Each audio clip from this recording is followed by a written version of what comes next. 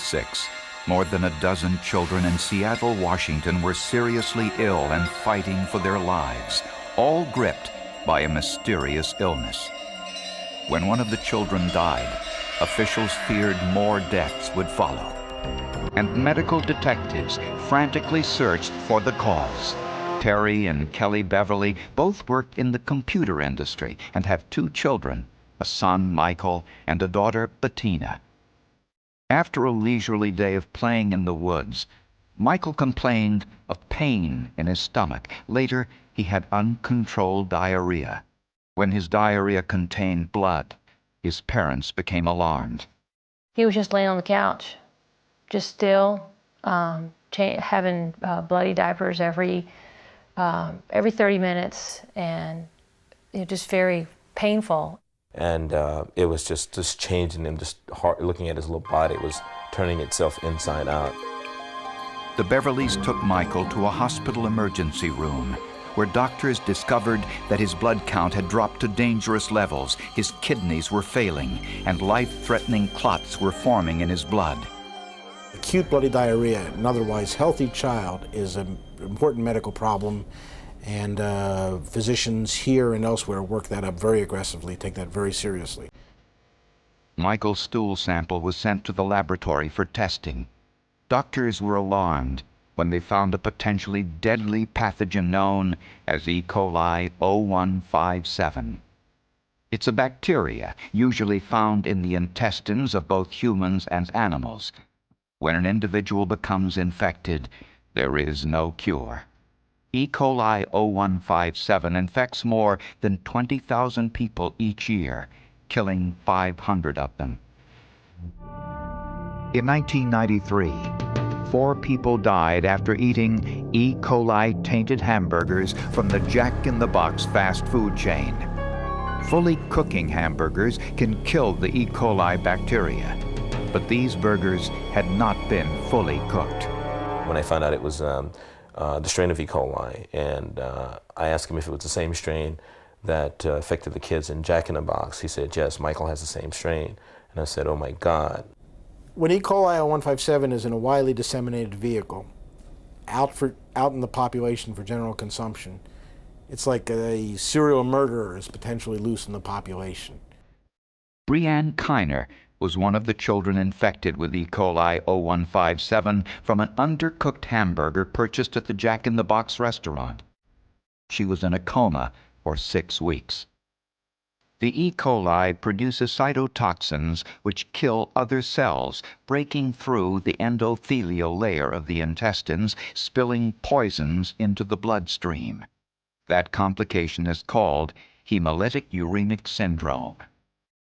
Although Brianne Kiner eventually came out of her coma, most of her major organs were damaged, and she'll need a kidney transplant when she's older.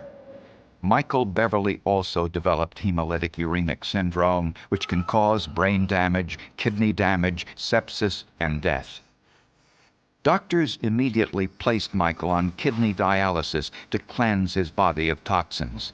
Hemolytic uremic syndrome is life-threatening. Of all the kinds of diarrheas an otherwise healthy child can get in North America, almost none will cause a death or could cause a death, except for this one. That's why this one is so fearsome once it gets into a person. The kidney specialist came in and he said it's very serious and he might not pull through the night. It's up to his little body. And then that's when I just broke down. I came out and I started crying immediately. I said, this is it. As Michael Beverly lay near death in a Seattle hospital, medical investigators were still trying to figure out how he came into contact with this deadly pathogen.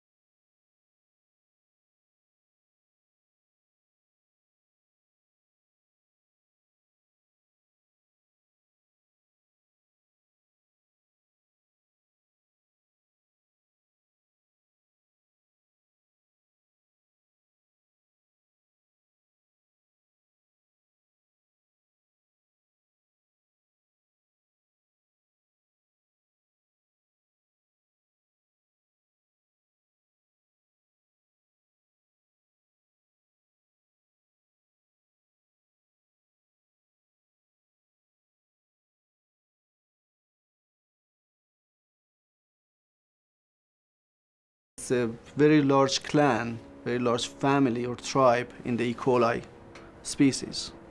When we do genetic fingerprinting, we can go to the individuals in that family. So instead of saying that someone with the last name of Smith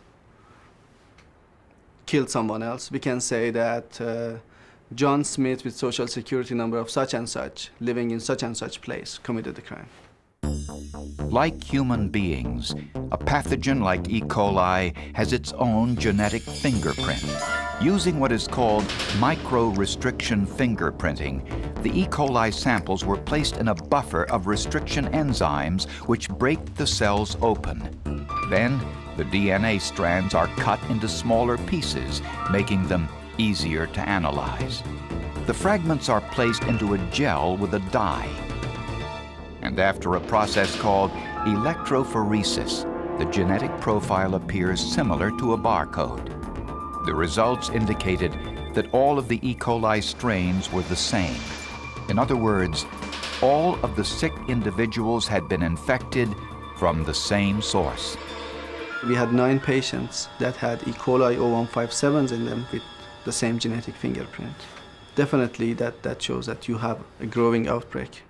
E. coli 0157 has a long incubation period, 5 to 7 days, far longer than most foodborne illnesses.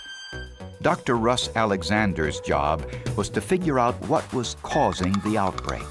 The standard method is to employ what's called a case control study.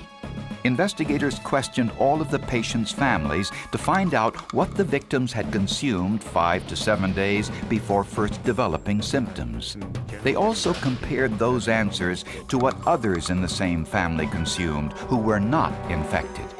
Our early thinking was that this was probably a meat source because that's what mostly is what it is. So we are looking for everything they've eaten and what kind of restaurants they've been to, what kind of fast food restaurants in particular. But the initial interviews did not reveal any one food item that all had consumed. There was something in common with these individuals that made these individuals ill. On the other hand,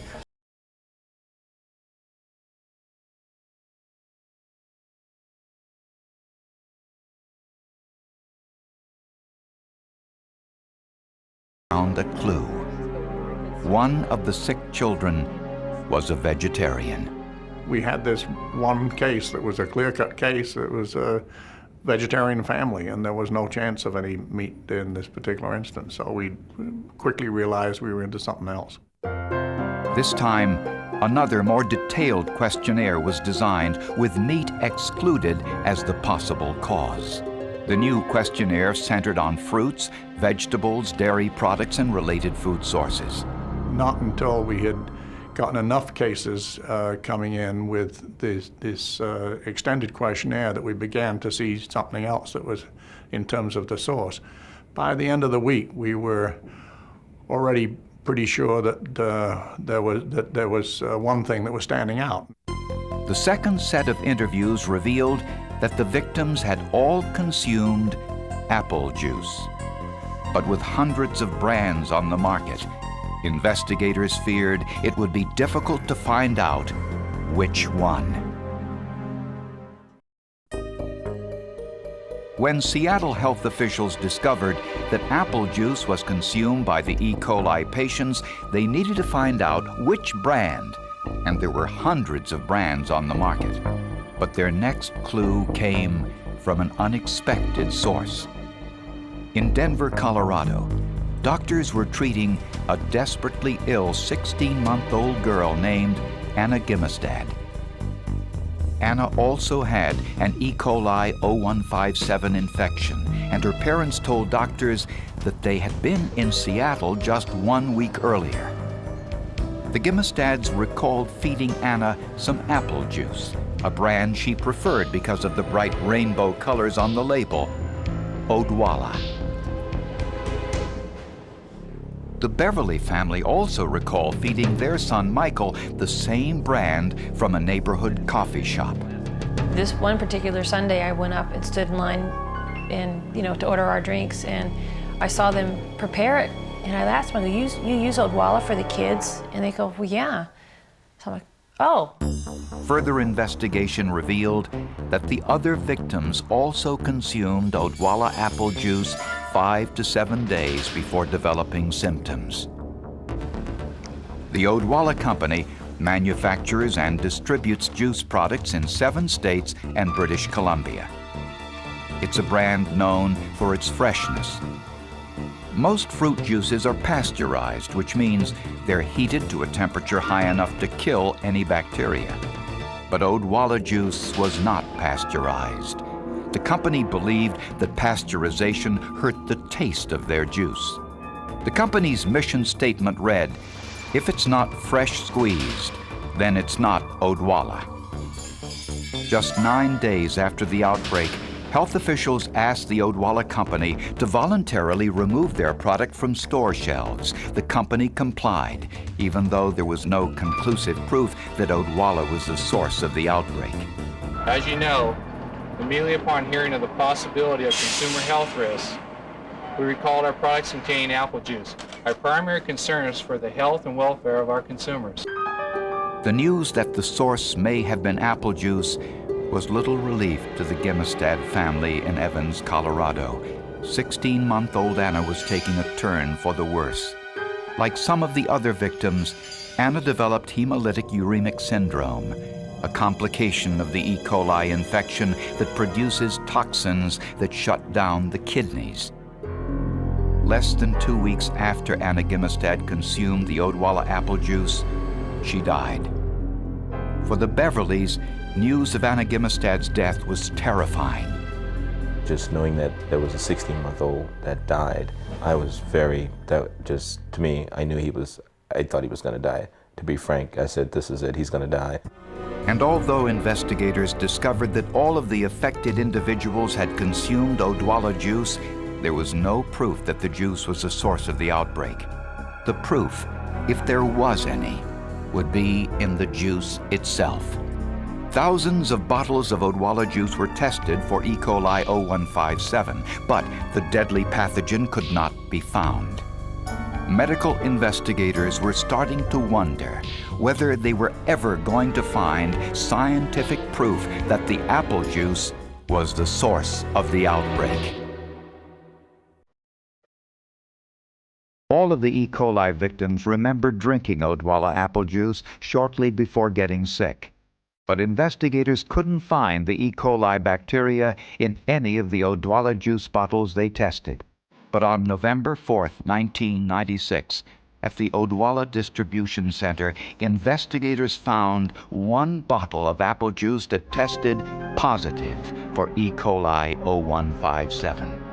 The question now was whether the bottle contained the same strain that caused the death of Anna Gimestad and infected Michael Beverly and the other children. To find out, investigators turned once again to DNA testing.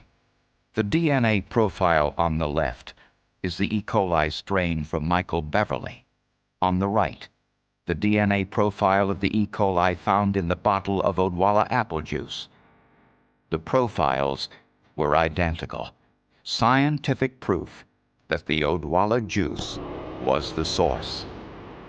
Being able to identify the same genetic strain of E. coli in a bottle of unopened Odwalla juice, given that an estimated 40,000 of these bottles, it's not finding a needle in a haystack, it's finding a needle out of about 100 haystacks spread across most of western United States. The label revealed the juice had been bottled on October 7, 1996, 3 weeks before the outbreak. Company records identified the orchard whose apples were used to make the juice that day. Dr. Sarah Cody, an epidemic intelligence officer with the California Department of Health, went to the orchard to investigate. We were wandering in the orchard, and what we noticed was along the edge of the orchard there were a number of deer prints in the sand. And near the deer prints were deer droppings, a potential source of E. coli 0157. Dr. Cody wondered whether some of the apples had fallen to the ground, had come into contact with the deer droppings, and then were picked up and sent to the juice processing plant. Dr. Cody collected samples which were sent to the lab for testing. The E. coli from the deer droppings was then sent for DNA testing, but it did not match the E. coli strain that infected the 13 children. It's possible that there could have been one deer or a number of deer that were shedding one strain or more than one strain. So perhaps we just isolated the wrong strain, or perhaps we got the wrong deer, perhaps we got the wrong orchard. The Odwalla Company says that it's against their policy to purchase apples that were picked up from the ground. Even though Odwalla claimed to have documents, signed documents from their suppliers that they did not use ground apples or apples from the ground, we found that it's virtually impossible to verify that or to enforce it, especially when workers are paid by the bin. And in 1996, the U.S. Army considered serving Odwalla juice to military personnel. But after an inspection of the Odwalla processing plant, military investigators stated that Odwalla's plant sanitation program does not adequately assure product wholesomeness for military consumers. The Army rated the bacteria levels in the juice as too high. A copy of the U.S. Army report found its way into the hands of the attorney representing the victims of the E. coli outbreak, William Marler. Odwalla was trying to sell Odwalla juice to the U.S. Army. No, not as a bacteriological weapon, but the amount of bacteria that was in the finished product samples were in the millions, where any possible responsible company would have had it in the tens. The United States Attorney General's office took the unprecedented step of indicting Odwalla in a criminal prosecution. The charge, delivering adulterated food products for interstate commerce. And when we find a company that has knowingly placed contaminated food into the stream of commerce, we are going to prosecute that company and we are going to put the individuals in jail. And that's a very strong lesson, and it's one that people that manufacture food in this country ought to take to heart. In July of 1998, Odwalla pleaded guilty and was fined $1.5 million, the largest penalty ever imposed in a food poisoning case. Odwalla products are now pasteurized and carry warning labels. But for the family of 16-month-old Anna Gimestad, that was too little, too late. There's no amount of monetary penalty or jail time that is ever going to bring back little Anna or make the other dozen or so children that were severely injured whole again. So from that standpoint, I don't think that there was a possible settlement that would have been satisfactory. E. coli 0157 can cause serious diseases. There's other foodborne pathogens out there that can cause serious diseases. We have the technology to prevent many of these problems. The consumption of unpasteurized apple juice in the 1996 outbreak was a dramatic example of how a safe, effective technology was not employed to the detriment of children in the Northwest. The families of the victims filed suit against Odwalla and settled with the company before going to trial. The terms of that settlement were not disclosed.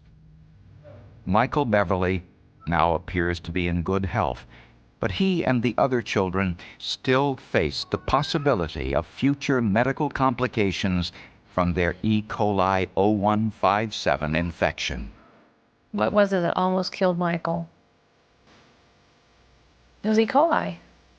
It was the effects of the E. coli toxin in his body, eating up his system. That's what almost killed him.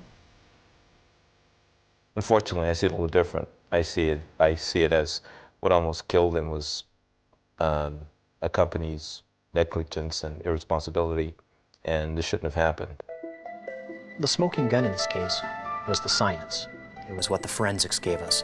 Odwalla had no wiggle room. It was conclusive. It was a matter of scientific principle that Odwalla's product had E. coli 0157H7 in it, and that was the same exact bacteria which was in the victims.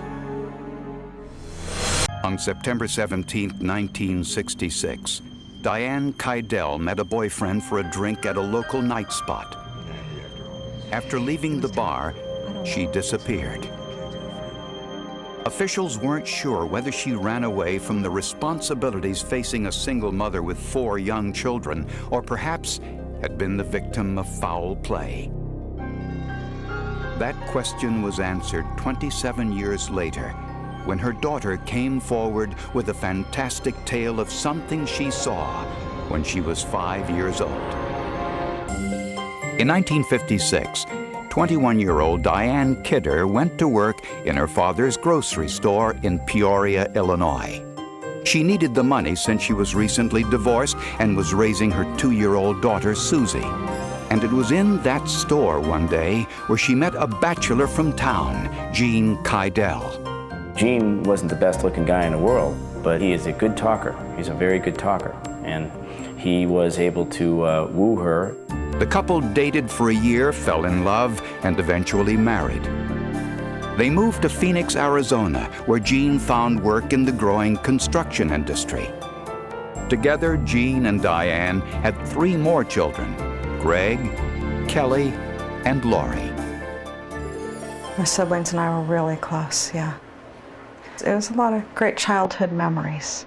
Over time, Diane and Gene decided that it was best for all concerned if they divorced. On September 17th, the couple met for dinner at a nearby restaurant to discuss the final details of the property settlement and visitation. By all accounts, the meeting went well. Afterwards, Diane dropped Gene off at his apartment.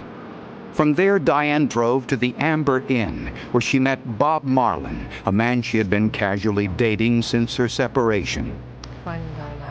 A few hours later, Gene Keidel called Diane at the house, and when the children said she still wasn't home, he went over to babysit and fell asleep on the sofa. The next morning, Gene said he found his wife's car in the driveway, but there was no sign of her. Gene called the police department and reported her missing. I know she arrived home. Her car was there. Her purse was in the house. Her keys were in the house on the table in the kitchen. Diane did not take any clothes with her that we learned of, and there was no reason for her to run away. There was no motive there. Missing persons investigators couldn't understand why Diane would have left town without her children. Her neighbors, her mother and her brother, all indicated that Mrs. Keidel would never leave her children for any length of time. They described her as an excellent mother, very concerned about her children. When police went to interview Bob Marlin, the man Diane was with at the bar, they were told an incredible piece of news. Bob Marlin suffered a heart attack and died the day after his date with Diane. Whatever Marlin might have known about Diane's disappearance went with him to his grave. 2 days after Diane Keidel's mysterious disappearance, Gene Keidel moved back into the family home to look after the 4 children. My father's explanation to not only his children, but to neighbors and anybody that would inquire about my mother's sudden disappearance was that my mother had run off with a boyfriend. Gene provided police with a list of men he said Diane had been dating since the separation, but they all were dead ends.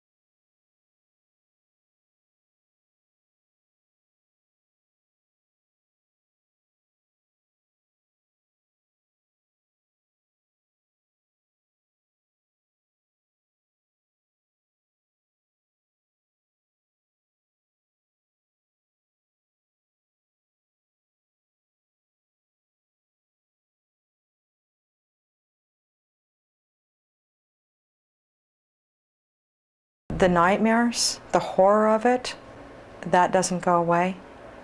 I just try to overcome that with knowing that I was loved, that I was valuable enough to die for. What can you say? I mean, when you see that, it takes your breath away. I mean, you realize that that person made the ultimate sacrifice. 8-year-old Kelly also died in the fire. 9-year-old Greg survived. Gene Kydell arrived at the scene just as firemen were pulling the children from the blaze. Investigators found a melted pot on the stovetop burner. The knob was in the on position. As a result, the fire was ruled accidental. After spending 4 months in a hospital burn unit, Lori went back to live in the family home her father had rebuilt after the fire. But 1 year later, there was an incident that helped Lori realize the terrible truth of what happened to her mother. It happened when Lori and her father went to a friend's funeral. His name was Michael, a boy from the neighborhood who was killed in the Vietnam War. Daddy, when is he going to wake up? He's not. He's dead. They're going to bury him today. Wake him up! Wake him up! And I began to cry, and I threw a very large distraction, a very large fit, trying to make people understand that we needed to wake Michael up, that I wasn't going to permit them to bury Michael in the ground. I was the only living person that now knew the secret of my mother. But it took another 27 years for Lori to reveal the deep, dark family secret she had been harboring.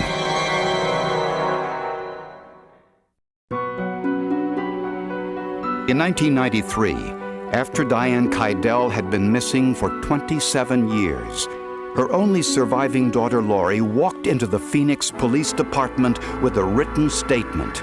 It described a terrible secret she had been too afraid to reveal. To whom it may concern, I need to convey to authorities what I witnessed as a child. First, I must greatly impress the fear I have of my father's violent retaliation. I was often told when I was a child by my father, I brought you into this world, I can take you out. The letter went on to say that as a 5-year-old child, Lori saw her father beat her mother to death and then bury her in the backyard. At first, Lori thought her mother was sleeping, as hibernating animals do. She said she once asked her father if she could dig a hole in the backyard to feed her mother. As a 5-year-old, I thought my mother was sleeping. I thought that my father made my mother go to sleep. And I thought he buried my sleeping mother in the hole in the backyard. I wasn't confused on where she was. I wasn't confused on who did it. I was confused between sleeping and death.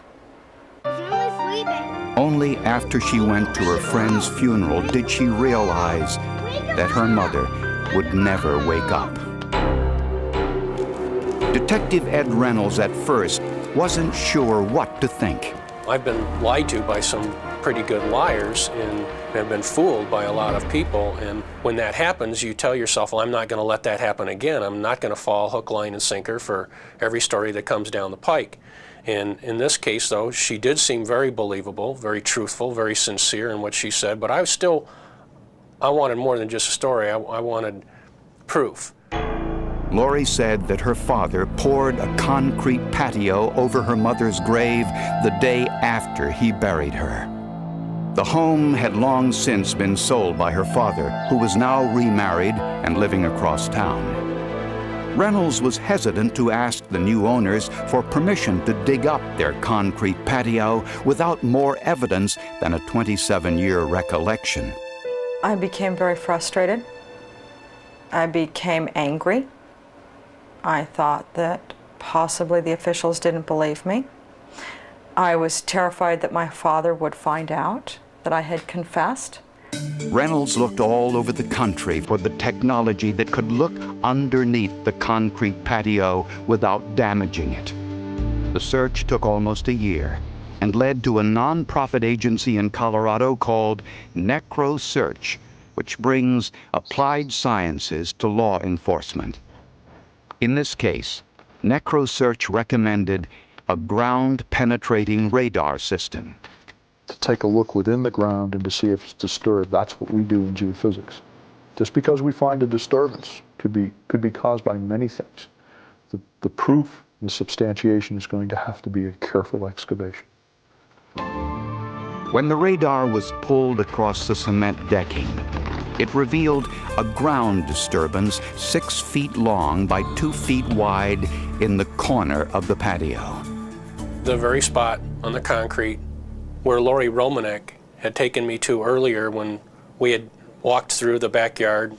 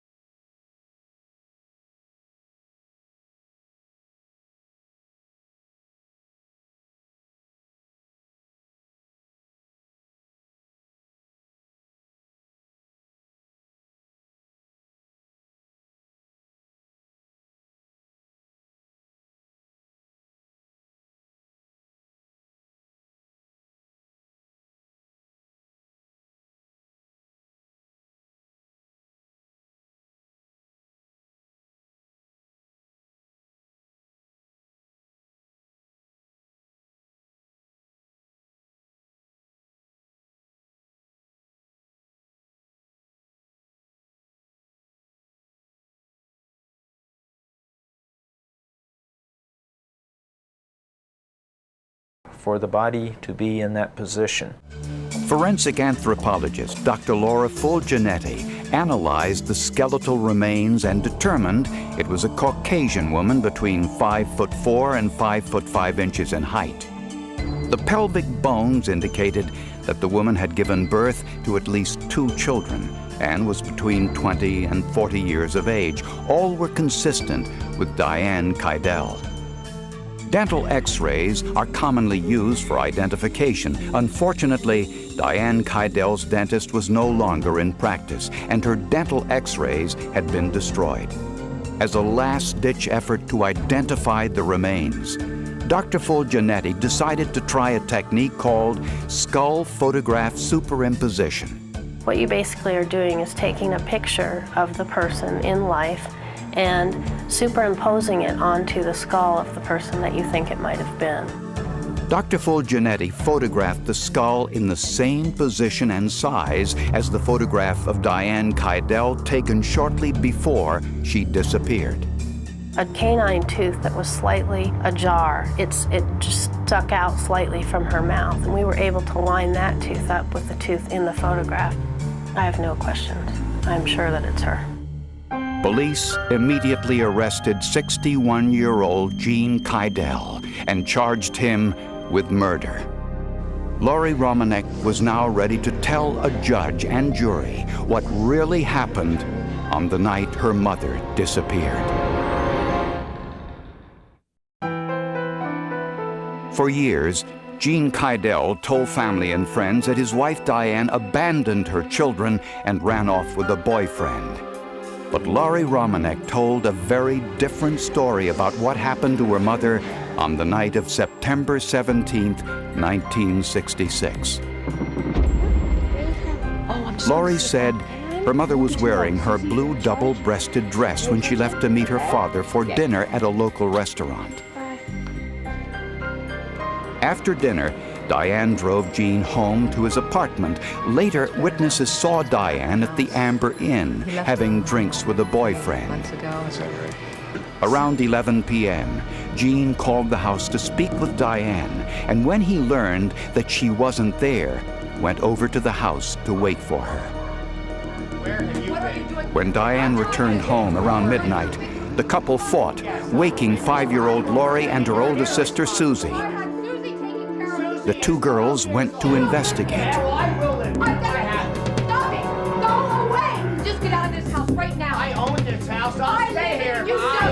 When she saw her children, she took her defense down, and it was at that point that my father delivered her.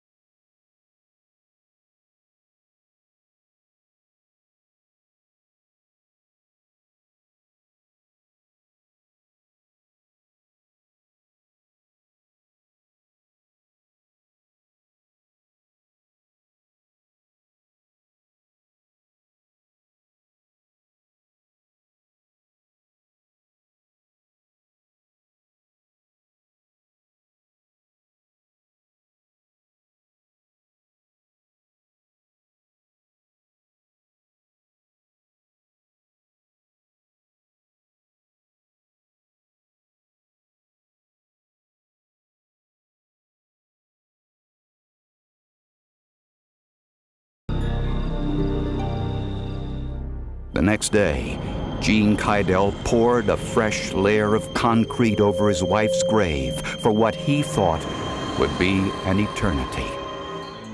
Laurie describes her father as an alcoholic, cruel, and violent. We're talking about the fact that my father would beat my mother violently. My father would attempt to beat his children, my siblings and I. And when my mother was alive, she would intervene, and she would not permit my father to beat his children.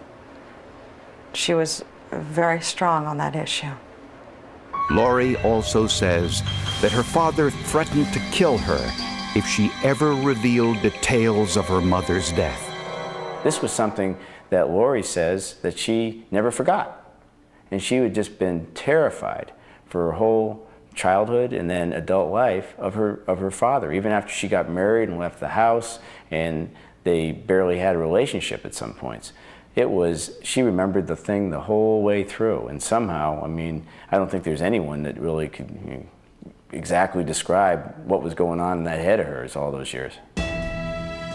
In 1995, Gene Kydell was convicted for the murder of his wife, Diane, and was sentenced to life in prison.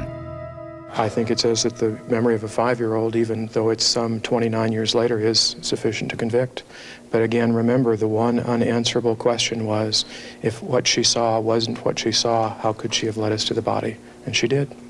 My father single-handedly murdered my mother, murdered my 2 siblings, and attempted a murder on me and a murder on my brother. I think that my father will more meet his calling upon his death. I pray for my father. I think that this judicial system will have nothing in the comparison of the wrath of God. And that I'm sorry for. My father will have to answer and be held accountable. What does a man tell our Creator God when God says, what did you do to that beautiful wife and lovely children I gave you? And my father will reply, I beat them, I murdered them, I burned them up in a horrible fire. What will be my father's punishment?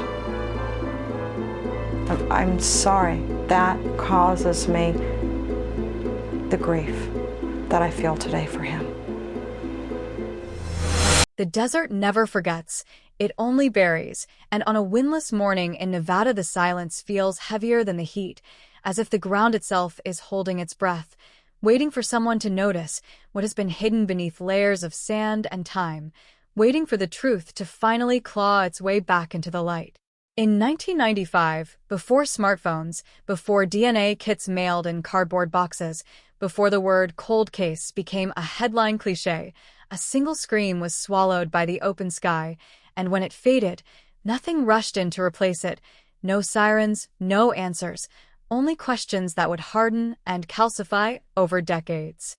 This is where it begins, not with a discovery, but with an absence so loud it rattled an entire family and left a town staring at the horizon, wondering how a person could vanish in a place where there is nowhere to hide. It was late summer, the kind of Nevada heat that sticks to your skin even after the sun drops, when the last confirmed sighting occurred.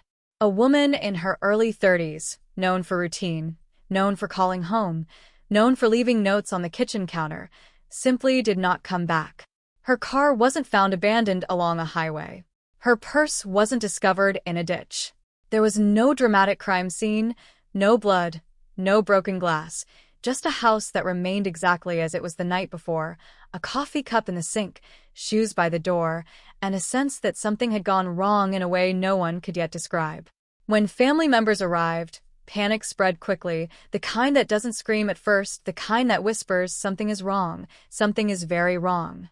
Police treated it as a missing person case, cautious but calm, assuring relatives that adults sometimes leave, sometimes take time, sometimes need space.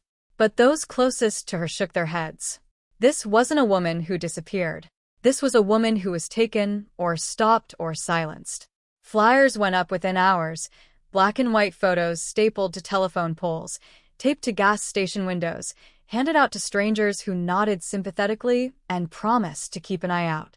The desert roads stretched endlessly, shimmering with heat, and every passing car became a potential lead, every dust cloud a reason to hope and fear at the same time. Days turned into weeks. Weeks hardened into months. Investigators combed through her life with the blunt tools of the mid-90s, landline phone records, handwritten notes, interviews conducted in fluorescent-lit rooms where coffee went cold and tempers wore thin. Friends were questioned. Co-workers were questioned. Explanations were floated and discarded. Had she run away? Had she met someone new? Had she been planning a secret life no one knew about? Each theory collapsed under the weight of familiarity, because nothing in her past hinted at escape. Everything pointed to interruption. The first real shock came when a witness surfaced, hesitant, apologetic, carrying a memory they weren't sure mattered. A late-night encounter. A car parked where it didn't belong. A raised voice. Maybe an argument. Maybe something worse. The details were fuzzy, eroded by time even then, but it was enough to pivot the investigation, enough to turn worry into dread. Detectives began to use a different word in private. Not missing. Possibly endangered. Possibly dead. Search teams scoured nearby desert terrain, volunteers lining up with water bottles and sun hats, walking shoulder to shoulder across miles of sand and scrub. Helicopters passed overhead, their shadows gliding silently over rocks and dry washes. Nothing surfaced. No clothing. No remains. The desert kept its secret, vast and indifferent. With each failed search, hope thinned, but the family refused to let it disappear completely. They called police daily. They organized candlelight vigils. They stood in front of cameras, voices shaking, pleading for information, for mercy, for anyone to say something, anything. Behind the scenes, the case began to stall. Tips slowed. Leads went cold. Detectives were reassigned. New crimes demanded attention. The file grew thicker but no clearer, a stack of paper documenting effort without resolution. By the late 1990s, the investigation was officially labeled inactive. Unofficially, it was something worse. Forgotten. The family felt it immediately. The shift in tone, the calls no longer returned as quickly, the meetings postponed, the sense that they were now carrying the weight alone. Years passed. Technology advanced. Lives moved forward in uneven ways. Birthdays were celebrated with an empty chair. Holidays arrived with a familiar ache. The family aged, but the questions remained frozen in 1995, preserved like an insect in amber. Every few years, they would push again, asking police to reopen the case, to look with fresh eyes, to test evidence that had never been tested, to reconsider assumptions made when answers seemed just out of reach. Sometimes they were met with sympathy, sometimes with silence. Then, quietly, something changed. It began not with a phone call, but with a box. A cardboard box pulled from an evidence room shelf, dust wiped away by hands that had not been there the first time. Inside were items catalogued decades earlier, labeled, sealed, and ultimately ignored. Clothing fibers. A fragment of material found near where she was last seen. At the time, it meant nothing. In the present, it meant possibility. Advances in forensic science had transformed the way cold cases were approached, turning forgotten scraps into potential confessions. A detective, newer to the department, assigned to review unsolved cases, opened the file and felt the weight of it immediately. The notes were thorough but dated. The conclusions cautious but incomplete. And there, buried in the paperwork, was the box, waiting. Tests were ordered. Protocols followed. The process was slow, meticulous, the kind of work that doesn't announce itself, that happens behind closed lab doors where machines hum and data accumulates line by line. When the results came back, they didn't scream. They whispered. A partial match. Not enough to name someone outright, but enough to point, enough to narrow a field that had once been endless. The detective followed the trail backward through records and addresses, through people who had once been peripheral, now suddenly central. One name surfaced repeatedly, a man known to her. Not a stranger, not a shadowy figure from the dark, but someone who had stood close enough to blend in. The family was called in. The room was small. The air was heavy. They listened as carefully worded phrases fell into place, phrases like renewed investigation, forensic advancements, potential suspect. They didn't celebrate. They didn't cry. They waited. Decades had taught them caution. Hope was dangerous. As investigators dug deeper, the past began to rearrange itself. Old interviews were re-examined. Inconsistencies emerged, small at first, then glaring. Timelines that didn't align. Statements that shifted when compared side by side. What once seemed like coincidence now felt deliberate. What once felt tragic now felt criminal. Outside, the desert remained unchanged, sun-baked and silent, but beneath its surface, something was stirring. The truth, long suppressed, was pressing upward, fueled by science, persistence, and a family that never stopped looking. The case that had once faded into obscurity was moving again, its gears grinding loudly after years of stillness. And for the first time since 1995, the question was no longer what happened, but how close they were to finally proving it. The moment the investigation restarted, the past seemed to tense, like a muscle that had been dormant too long, suddenly forced to move again. Files were pulled, not gently, but with purpose. Pages that had yellowed with age were laid out under bright lights, their margins filled with handwriting from detectives who had long since retired or passed on. Every assumption made in 1995 was placed back on the table, stripped of authority, questioned without mercy. This was not about respect for history. This was about truth, and truth did not care how much time had passed. The name that kept resurfacing did not arrive with drama. It crept in through repetition.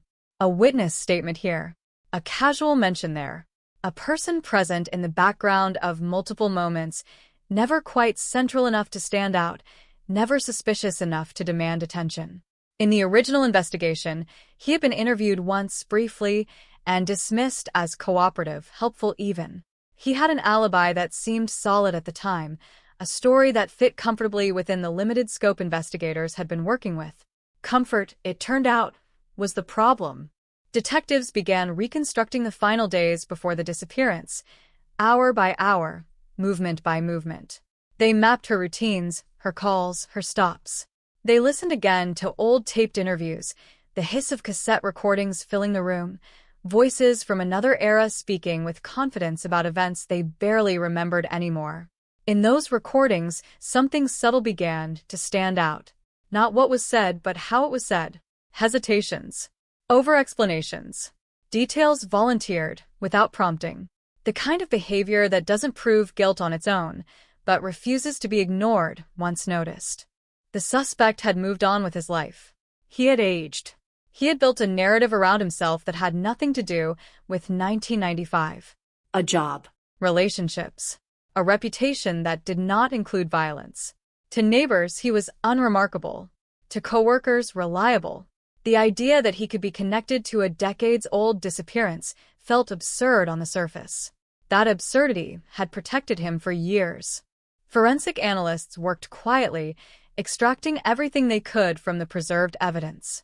The fragment that had triggered the reopening was re-examined, compared against databases that did not exist when it was first collected. Technology had changed the rules. What once required perfection now accepted partial truths. The results didn't provide a name outright, but they did something just as powerful. They excluded almost everyone else. Investigators followed the narrowing path with cautious intensity. They didn't rush. Cold cases punish impatience. They requested old employment records, property histories, travel logs. They re-interviewed witnesses who had not spoken about the case in decades, people who had built entire lives since then, now forced to revisit a moment they thought was long buried. Some were reluctant. Some were eager. Memory, like evidence, degrades unevenly. But patterns began to form. One witness remembered a disagreement they had dismissed at the time, a raised voice, tension that felt personal rather than casual. Another recalled seeing the suspect's vehicle somewhere it shouldn't have been, at a time that no longer matched his original alibi. In 1995, these fragments were too small to matter. In the present, they aligned with alarming precision.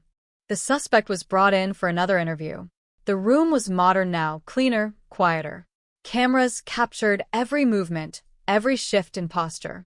He appeared calm, even amused by the idea that something from so long ago could resurface. He repeated his story with practiced ease. But the detectives weren't listening for the story anymore. They were listening for cracks. They asked questions that hadn't been asked before. Questions informed by forensic timelines, by reconstructed movements, by evidence that had waited patiently for science to catch up. His answers came quickly at first, then slowed. His confidence wavered, just slightly, just enough. When confronted with contradictions between his old statements and his new ones, he laughed them off. Memory fades, he said. It was a long time ago. But some details do not fade unless they were never real to begin with. Behind the scenes, prosecutors were consulted early, cautious about the fragility of a case built across decades. They knew the defense would attack the timeline, the reliability of witnesses, the integrity of evidence preserved for so long. Every step had to be precise. Every claim supported. This was not just about making an arrest. It was about making it stick. The family was updated carefully, incrementally. Detectives had learned the cost of raising expectations too high. Still, the shift was impossible to ignore. Meetings became more frequent. Language grew firmer. The case was no longer theoretical. It was active. The family felt it in the way questions were asked, in the seriousness of the room, in the fact that people were finally speaking about outcomes rather than possibilities. As the investigation tightened, the suspect began to feel the pressure. Friends noticed a change. He grew more guarded, less talkative. Old acquaintances were suddenly avoided. It was as if he sensed the past closing in, the walls narrowing around a version of himself he thought time had erased. But time had not erased it.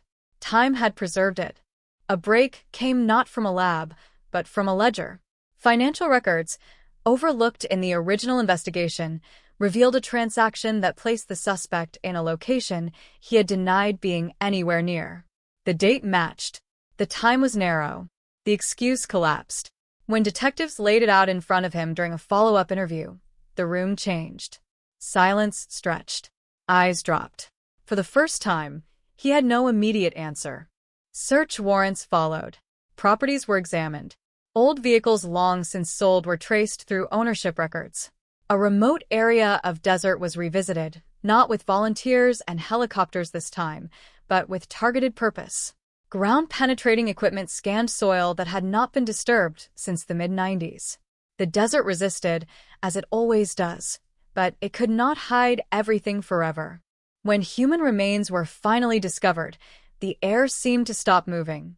The confirmation came slowly, through dental records, through forensic comparison, through the quiet, devastating certainty that the missing woman had been found at last. The family was told in person. No phones. No emails. Just words spoken carefully, respectfully, acknowledging both the relief and the devastation intertwined in that moment. The suspect was arrested days later. There were no dramatics. No chase. Just handcuffs clicking closed on a man who had lived freely for decades while a family waited in suspended grief. The charge was murder. The evidence, once scattered and insufficient, now formed a coherent, undeniable narrative. As the news broke, the town reacted with disbelief, then with anger. People asked how this could have been missed, how someone could walk among them for so long untouched. The answer was uncomfortable, because time hides things, because assumptions protect the wrong people, because truth does not always announce itself loudly. The case that began in silence was now speaking with force, its voice amplified by science, persistence, and the refusal of a family to let their loved one become just another name on a list. And as the desert winds shifted over ground that no longer held its secret, one reality settled in with brutal clarity. The search that defined a family's life for decades was ending. But what followed would be just as relentless. Justice does not arrive gently, especially when it has been delayed for so long. By the time the arraignment date was set, the weight of the case had begun to sink into everyone involved. What had once been an abstract investigation, a puzzle assembled in quiet rooms, was now moving through the machinery of the justice system.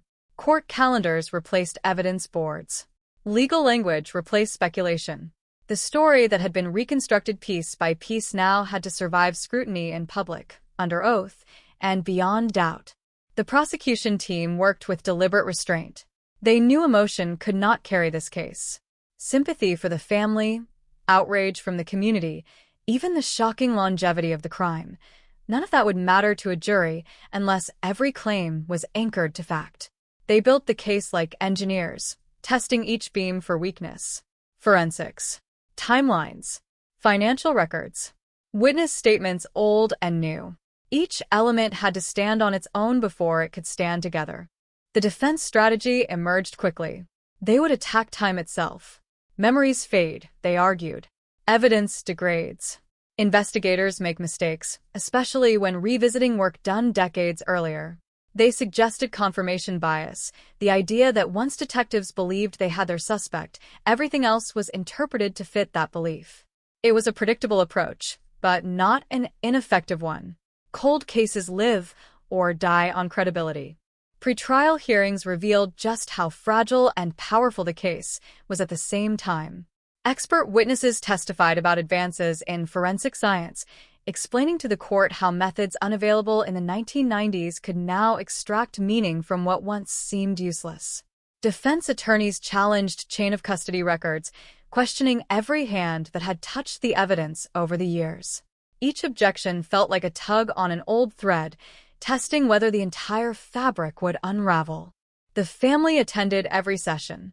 They sat quietly, rarely speaking, absorbing details they had waited decades to hear. Some revelations reopened wounds they had learned to live with. Others answered questions that had haunted them since the day she vanished. There was no single emotion that dominated those days, only a constant oscillation between grief, validation, and exhaustion. As the trial approached, the suspect's public image began to fracture. Former coworkers came forward with stories that suddenly felt relevant. Moments of anger once dismissed as stress.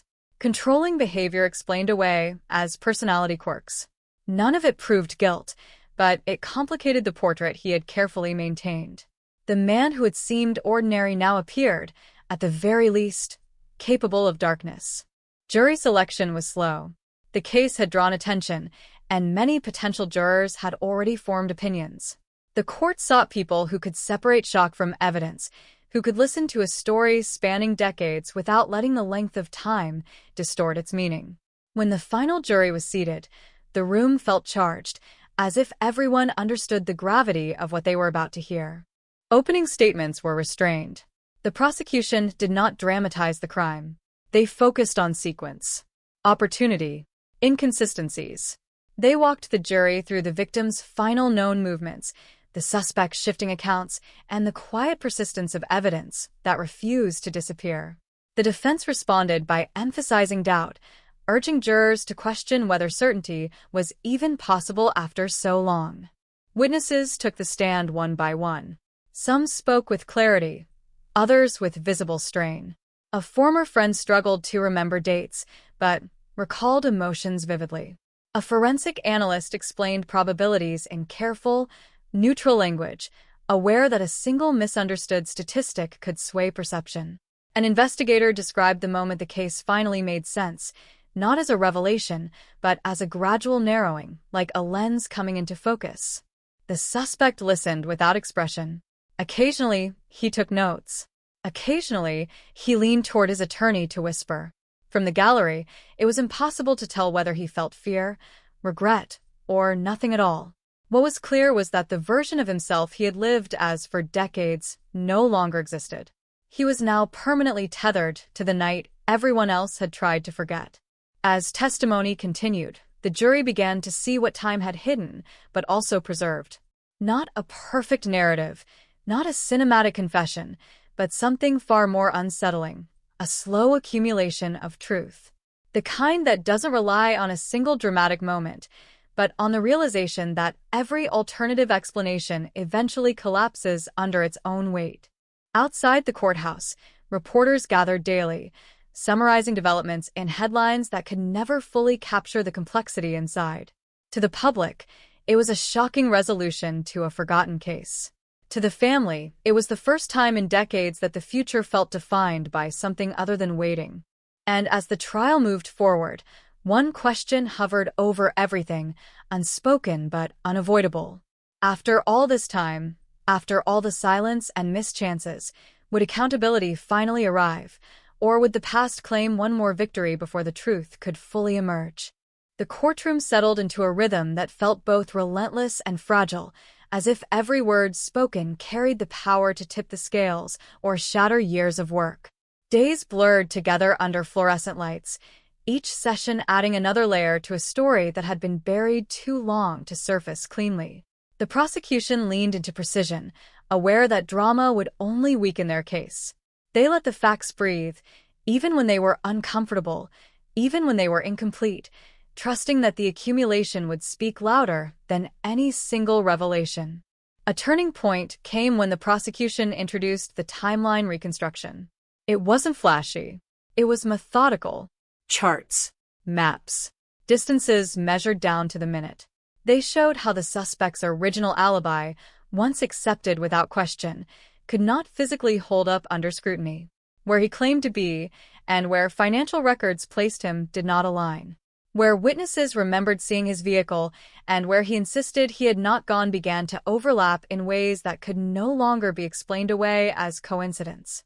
The defense objected repeatedly, arguing that modern interpretations were being unfairly applied to past behaviors, that the tools of today were distorting the reality of yesterday. The judge listened carefully, overruled some objections, sustained others. The jury watched closely, learning as much from what was challenged as from what was allowed. This was no longer about what could be proven beyond imagination. It was about what could be proven beyond reasonable doubt. When the forensic evidence was presented, the room grew noticeably still.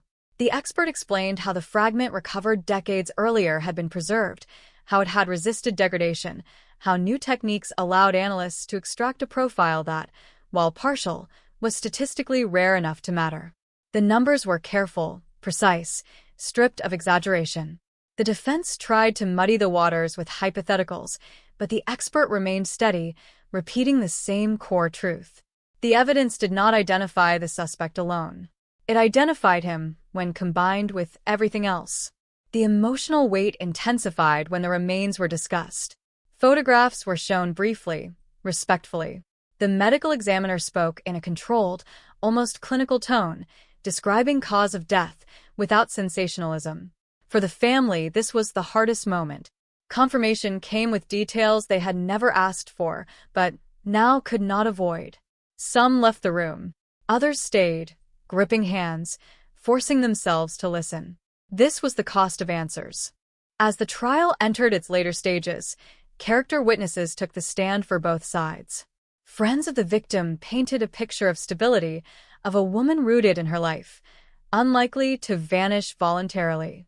Defense witnesses described the suspect as dependable, calm, incapable of violence. The contrast was stark.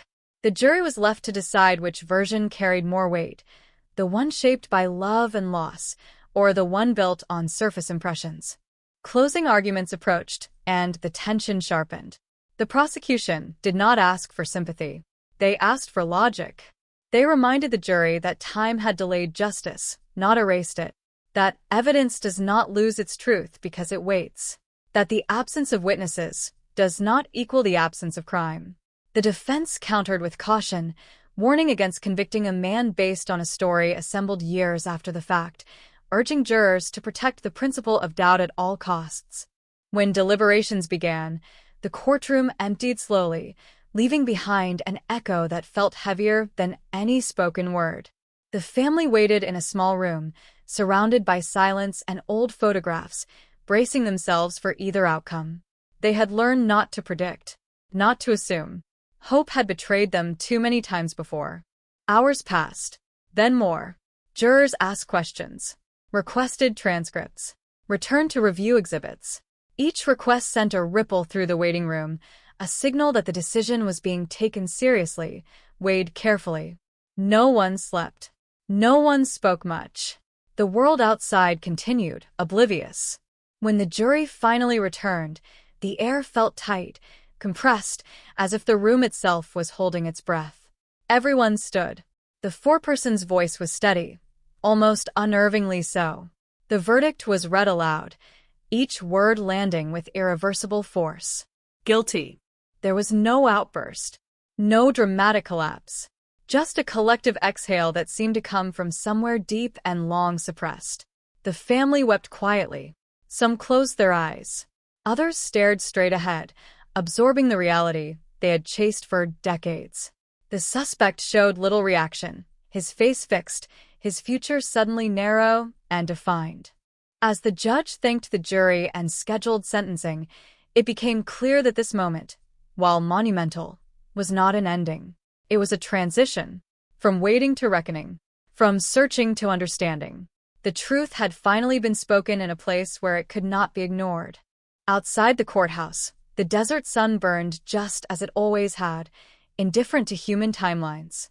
But for one family, one community, and one long-buried story, something fundamental had shifted. The silence that once surrounded the case was gone, replaced by a truth that had endured long enough to finally be heard. Sentencing did not arrive with thunder. It came quietly, almost clinically, weeks later, as if the system itself understood that spectacle would cheapen what had taken 30 years to uncover. The courtroom felt smaller this time, tighter, packed with a different kind of tension. Not the question of guilt, but the weight of consequence. The judge reviewed the record slowly, page by page, acknowledging the length of time between the crime and the conviction, acknowledging the failures, the missed turns, the years when the case sat dormant while lives continued in the shadow of unanswered questions. Every sentence felt deliberate, measured, heavy. The family sat together again, older now, faces marked by time, but united by something they had not felt in decades: finality. Not peace. Not relief. Finality. The judge spoke of responsibility, of the gravity of taking a life and hiding the truth beneath ordinary days. When the sentence was delivered, it was firm, unambiguous, irreversible. The words echoed longer than they should have, lingering in the air like dust caught in sunlight. Outside, microphones waited. Cameras clicked. Reporters framed the story in neat lines, compressing decades into headlines and sound bites. A cold case solved. A family search ends. Justice delayed but delivered. The phrases were familiar, comforting in their simplicity, but they failed to capture the deeper reality. Because justice, once delayed this long, never arrives whole. It comes fractured, uneven, carrying answers that bruise as much as they heal. In the days that followed, the case rippled outward. Former investigators revisited old notebooks. Journalists pulled archived footage, voices from the past replayed through modern speakers. The retired detective whose tip had reopened the case watched from home, his role finally acknowledged after years of quiet doubt. He said little. He didn't need to. The outcome spoke for him. For the family, attention was both validating and exhausting.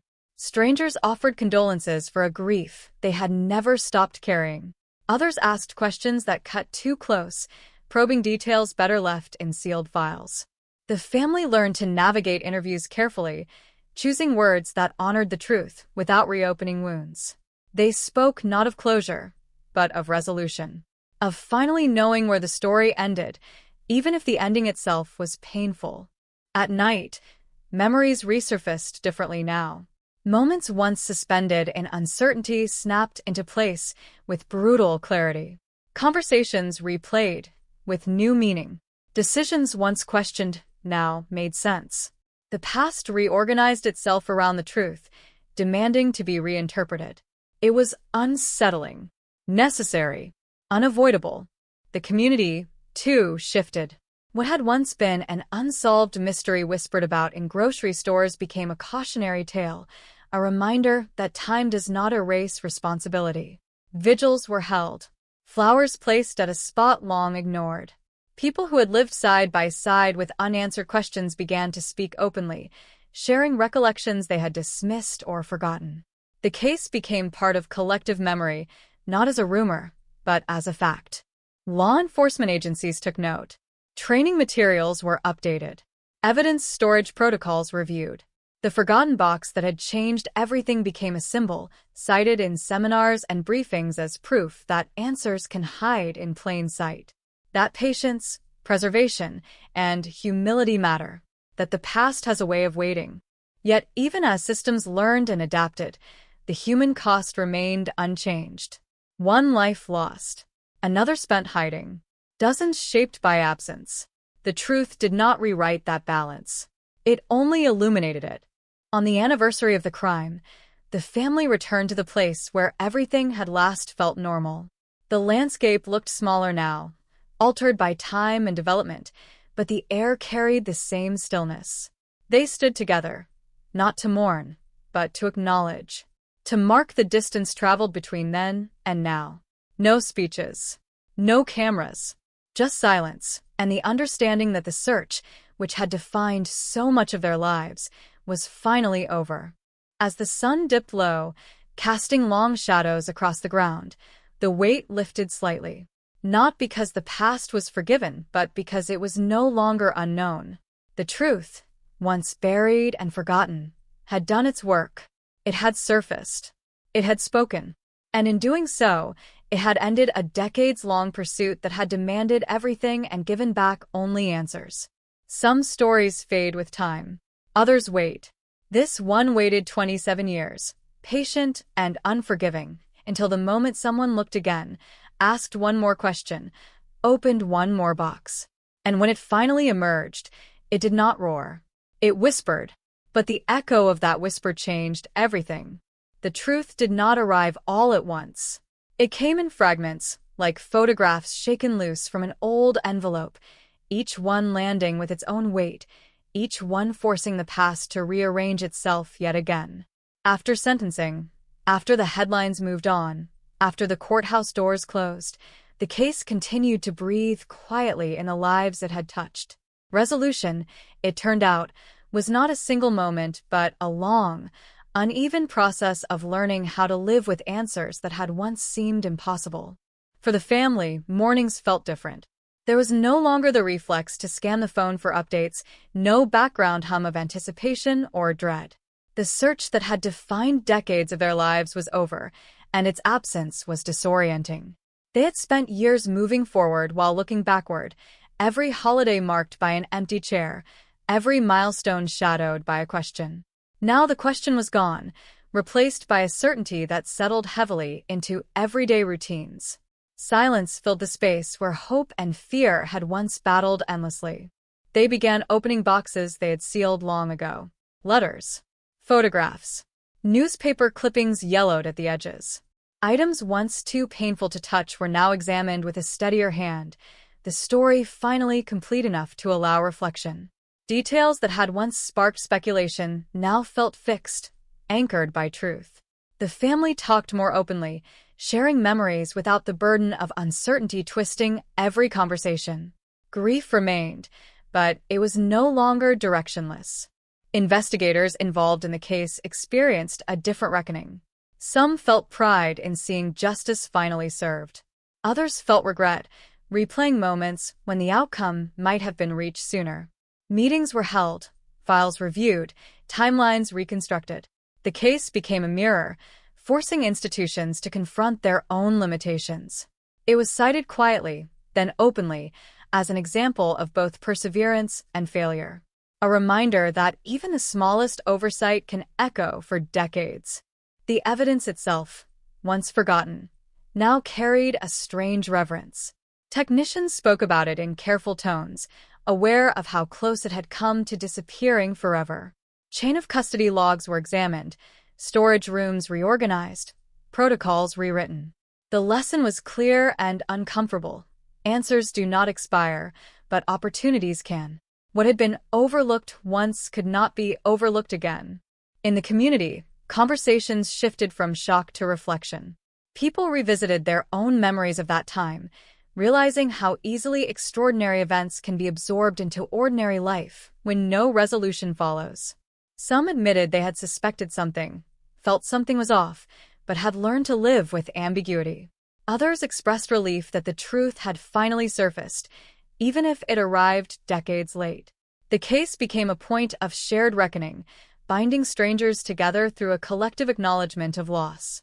Media attention lingered briefly, then moved on, as it always does. New stories replaced old ones. But for those closest to the case, the echo remained.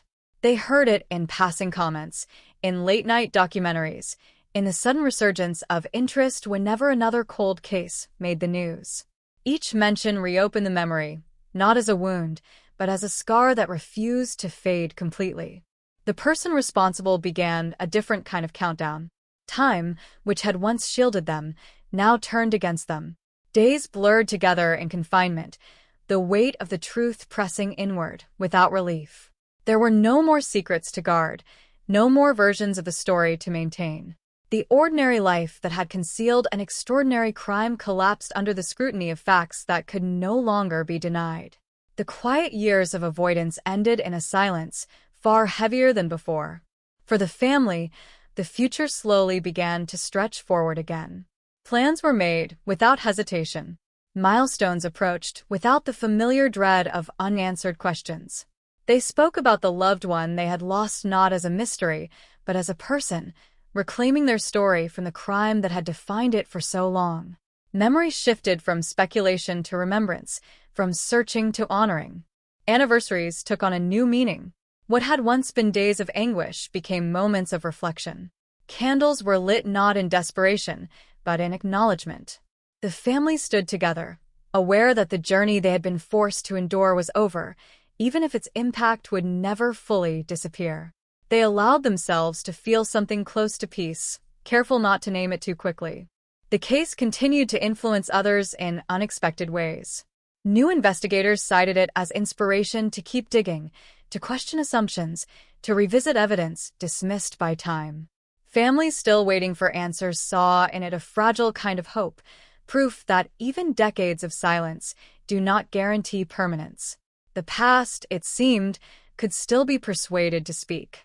And yet, beneath every lesson and headline, the core truth remained stark and unchanged. A life had been taken. Years had been lost. No resolution could restore what had been stolen.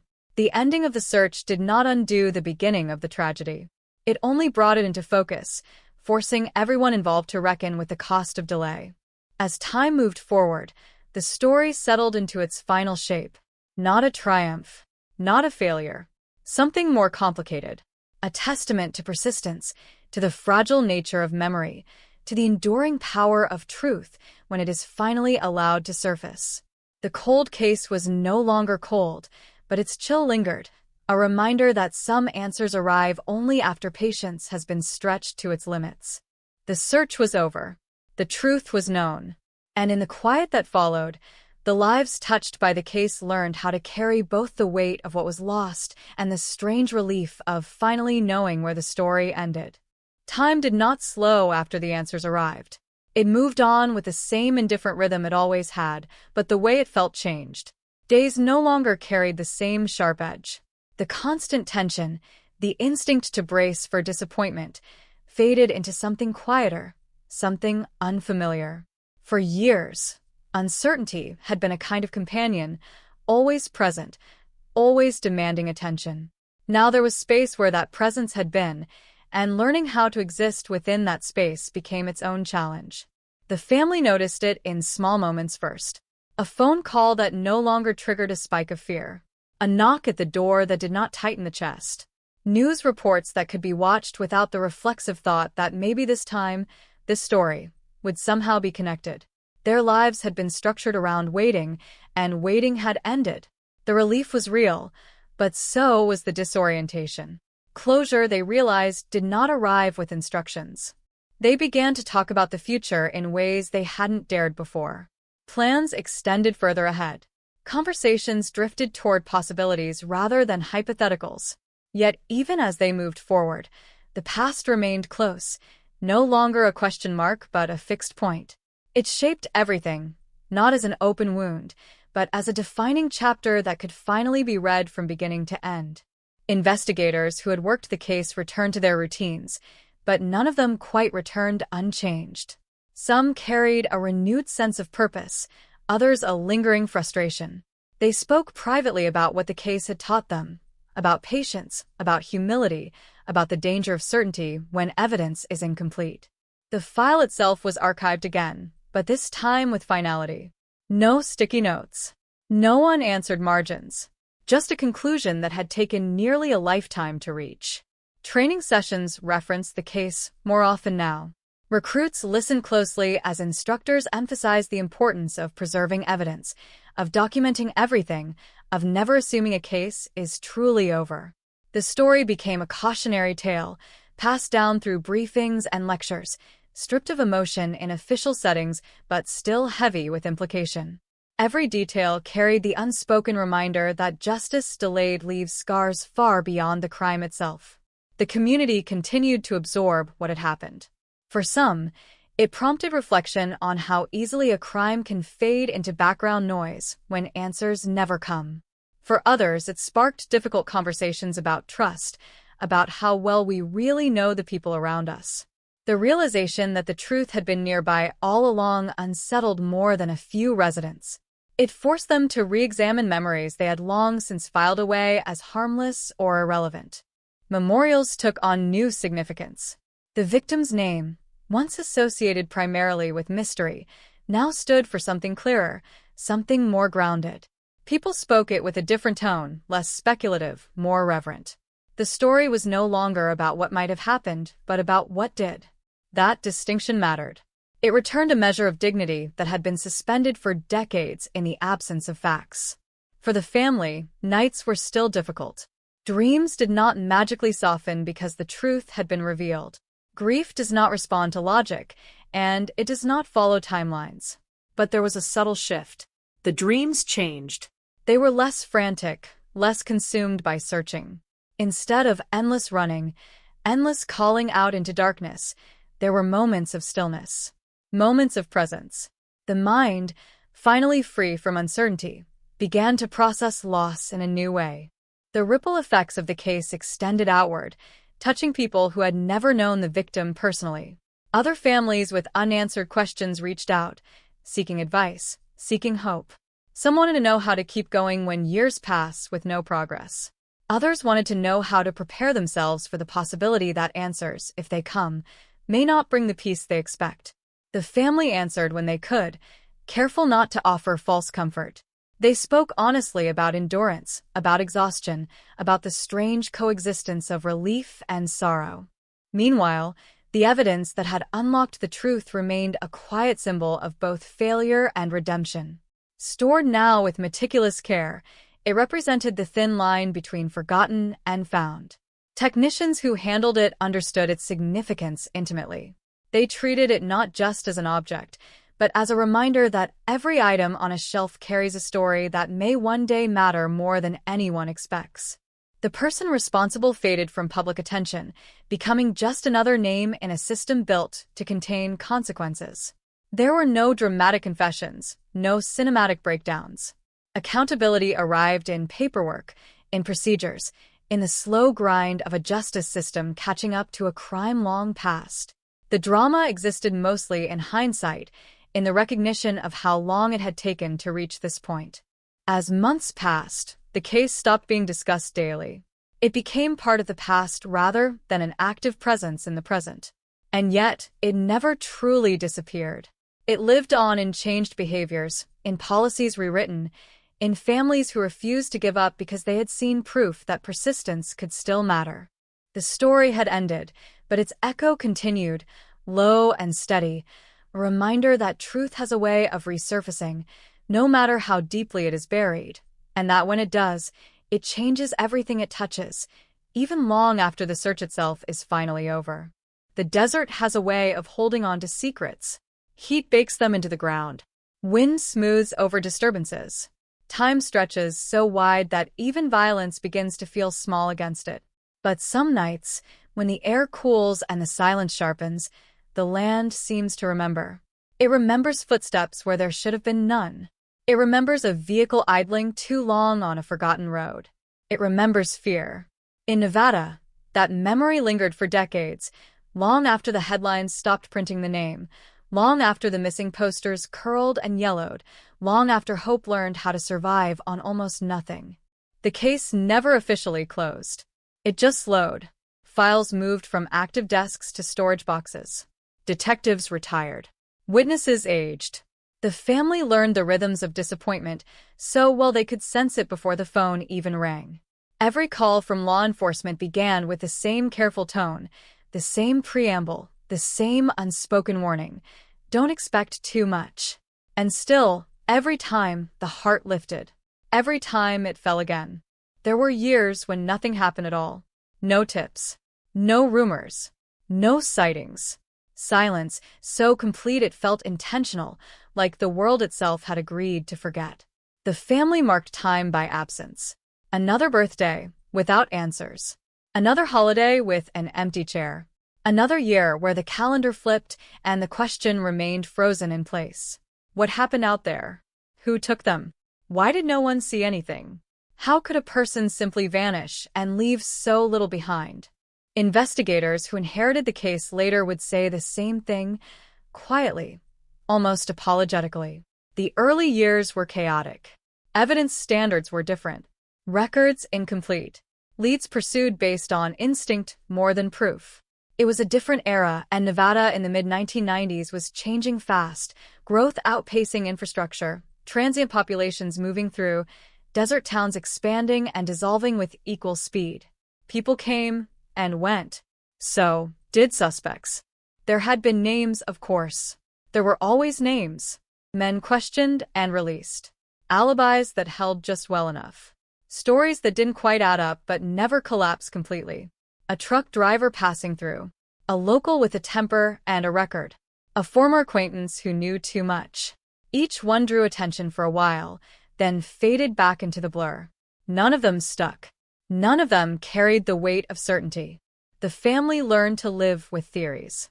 They heard them whispered at grocery stores, mentioned at gas stations, posted anonymously on early internet forums. Everyone had an idea. Everyone thought they knew. And almost all of them were wrong.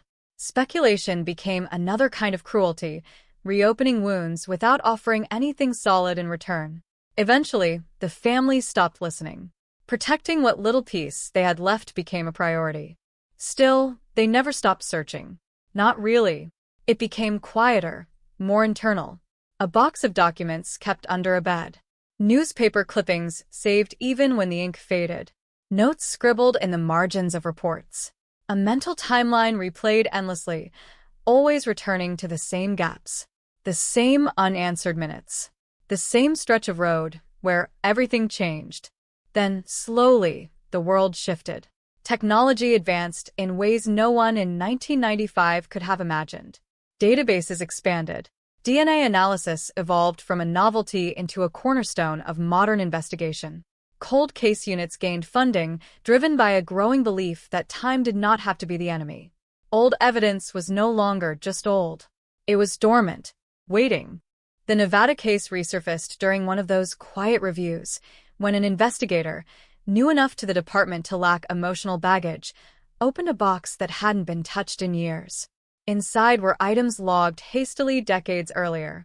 Clothing fibers, a personal belonging, biological material too limited to test back then, dismissed as insufficient, inconclusive. The kind of thing that gets labeled and shelved, not because it doesn't matter but because there is nothing to do with it. At least, not yet. This time was different. The investigator didn't see dead ends. They saw potential. Protocols had changed. Thresholds were lower. Databases were larger. What once yielded nothing might now speak loudly. It was a gamble, but cold cases are built on gambles. Every reopening is a decision to risk disappointment all over again. The request went through channels slowly. Funding approvals, lab availability, chain of custody reviews. Each step took time, and time had already taken so much. The family was informed cautiously. No promises. No expectations. Just an update. We're looking again. We're testing something that couldn't be tested before. It might not lead anywhere. They had heard that before. But something in the phrasing felt different. Less defensive. More deliberate. The waiting resumed, but it felt sharper now, more focused. Not the endless waiting of the past, but a countdown without a visible clock. While the lab worked, investigators revisited old interviews. Voices from cassette tapes crackled through modern speakers. Statements taken in living rooms that no longer existed. Details once overlooked now stood out under fresh scrutiny. A hesitation here, a contradiction there. Nothing explosive.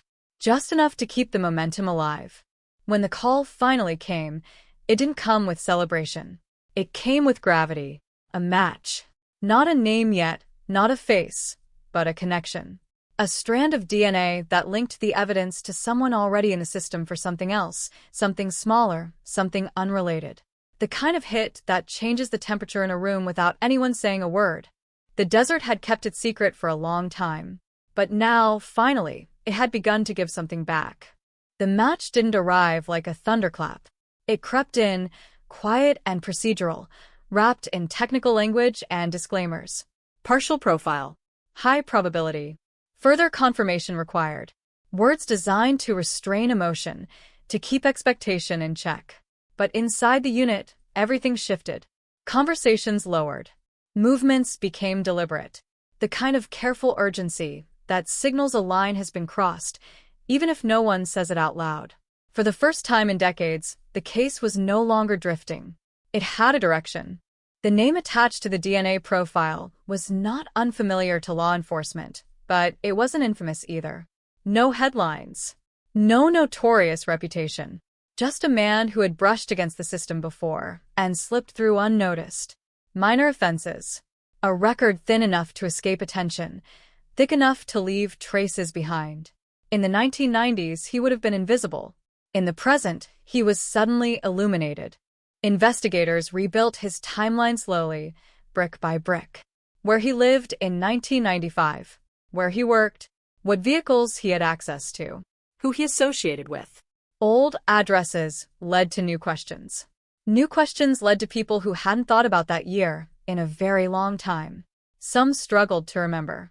Others remembered too clearly and wished they didn't. The desert towns had changed. Streets renamed. Buildings replaced. But memory has its own map. A former neighbor recalled a habit that now felt strange. A co-worker remembered unexplained absences. Someone mentioned a comment made in passing, a joke that landed wrong even then. At the time, it meant nothing. Now, it settled differently. Context had changed. The past was being reread. The suspect was located living a quiet life, the kind that draws no attention. Older now, slower. A routine carved by years of repetition. No outward signs of a man carrying a secret this heavy. But secrets don't always show. Sometimes they age with you, adapting, becoming part of the background noise of daily life. Sometimes they wait for technology to catch up. Surveillance began without fanfare. No sirens. No confrontations. Just observation. Patterns. Confirmation. Investigators wanted certainty before disruption. They had learned that lesson the hard way in the past. One wrong move could collapse everything. The evidence had to be airtight, not just for court, but for the family. They had endured too much to be handed another maybe. As the case tightened, so did the silence around it. Only a small circle knew how close things were getting. The family was informed again, carefully, incrementally. There may be a person of interest. We're verifying. Please understand, it's still early. They listened, nodded, thanked the caller, and then sat alone with the weight of those words. Person of interest. After all this time, the phrase felt unreal, like it belonged to someone else's story. Meanwhile, the lab worked again, pushing for a full profile, cross-referencing additional samples, eliminating the possibility of contamination or coincidence. Each confirmation added another layer of confidence. The probability climbed. The margin for doubt shrank. What had once been a whisper was becoming a statement. Interviews resumed, this time with sharper edges. When investigators spoke to the suspect's acquaintances, they noticed changes in tone. Defensiveness. Over-explaining. Small tells that suggested awareness, or at least fear. People sense when the ground is shifting beneath them, even if they don't know why. The suspect himself was approached under controlled circumstances. Not accused, not confronted, just questions. Friendly, open-ended. He answered them calmly at first, almost rehearsed. His recollections of the mid-1990s were vague, conveniently so. Dates blurred. Locations uncertain. It was the kind of memory loss that felt selective. When pressed gently, cracks appeared. A pause too long. A detail that contradicted a previous answer. Nothing dramatic. Just enough. Investigators didn't push. Not yet. They left, thanked him for his time, and documented everything. Sometimes the most revealing moments happen after you walk away. Sometimes the silence you leave behind does more work than the questions you ask. Behind the scenes, prosecutors were brought in early. They reviewed the evidence with a cold eye, asking the hard questions no one else wanted to hear. Would this hold up? Was the chain intact? Could the defense argue degradation, coincidence, alternative explanations? Every vulnerability was examined, not to undermine the case, but to strengthen it. If this was going to happen, it had to happen once. The family waited, again, but this waiting was different. It carried a shape, a direction. They found themselves imagining things they had stopped allowing years ago. A courtroom, a name spoken out loud, an explanation, however incomplete. They were careful not to let hope run too far ahead. Hope had hurt them before. Still, it crept in quiet and insistent. When the decision was finally made to move forward, it came with a sense of finality. Warrants were drafted, arrest plans coordinated, notifications prepared. Everything aligned around a single moment, a line drawn between before and after. The desert air, indifferent as ever, waited. The arrest itself was unremarkable on the surface. No chase, no resistance, just a knock, a conversation, handcuffs clicking closed after years of freedom. For the suspect, it was a shock that arrived late, but not unexpected.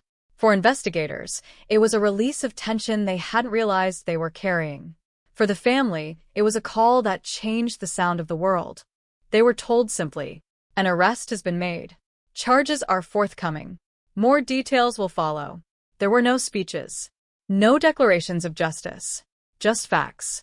Solid, undeniable facts. Some cried. Some sat in silence. Some felt nothing at all, their emotions too exhausted to respond immediately. Closure doesn't arrive all at once. Sometimes it limps in. News spread quickly once it broke. Headlines resurfaced. The case name reappeared after decades of dormancy. People who had forgotten remembered. People who had speculated recalibrated. The community reacted with a mix of relief and disbelief. So long. So close. So quiet. The idea that the answer had been living among them all this time was unsettling. In the days that followed, details emerged carefully, filtered through legal necessity. The evidence, the match, the timeline. Each revelation reshaped the narrative that had lived in the public imagination for years. Some theories dissolved instantly. Others twisted into something darker. The truth, as always, was less cinematic and more disturbing in its ordinariness. For the family, the story was still unfinished. An arrest is not an ending. It's a beginning of a different kind. Court dates loomed. Testimony awaited. Old wounds would be reopened in the service of something like justice. They braced themselves for it, knowing that the price of answers is often pain. But there was also something else now. Something they hadn't felt in a long time. The sense that the search, the endless, grinding search, had finally reached a turning point. That the desert had spoken. That the years had not erased everything. That even forgotten evidence, left untouched for decades, could still carry the weight of truth. And as the case moved forward, one thing became clear. This wasn't just about solving a crime. It was about time itself. About what it takes and what it gives back.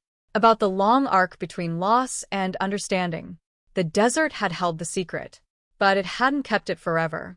By the time the first pretrial hearing arrived, the case had already begun to feel heavier than the courtroom that held it.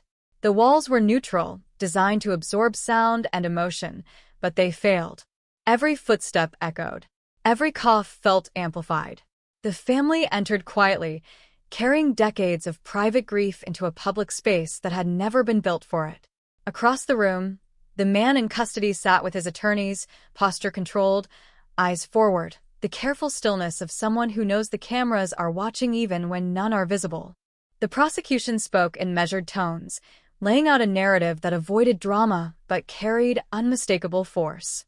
Dates, locations, chain of custody, the science behind the DNA match, explained not as a miracle but as a method, precise and unforgiving. There was no need for embellishment. The facts had waited long enough. When they were spoken aloud, they landed with the dull thud of inevitability. The defense responded as expected. Questions about degradation, about contamination, about how evidence stored for decades could still be trusted. Their arguments were technical, strategic, designed to introduce doubt where certainty had begun to settle. It was their job. Everyone in the room understood that. Still, each suggestion felt like a small reopening, a reminder that nothing was finished yet. Outside the courtroom, reporters gathered, hungry for sound bites that would compress years of silence into a few sharp lines. Cold case solved. DNA breakthrough. Family waits for justice. The phrases were familiar, almost interchangeable, but for those living inside the story, they felt inadequate. This wasn't a headline. It was a slow collision between past and present, and it was far from over.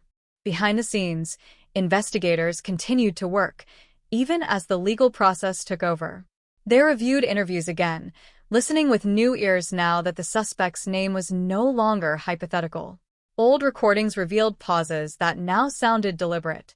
Statements that once seemed harmless now carried weight.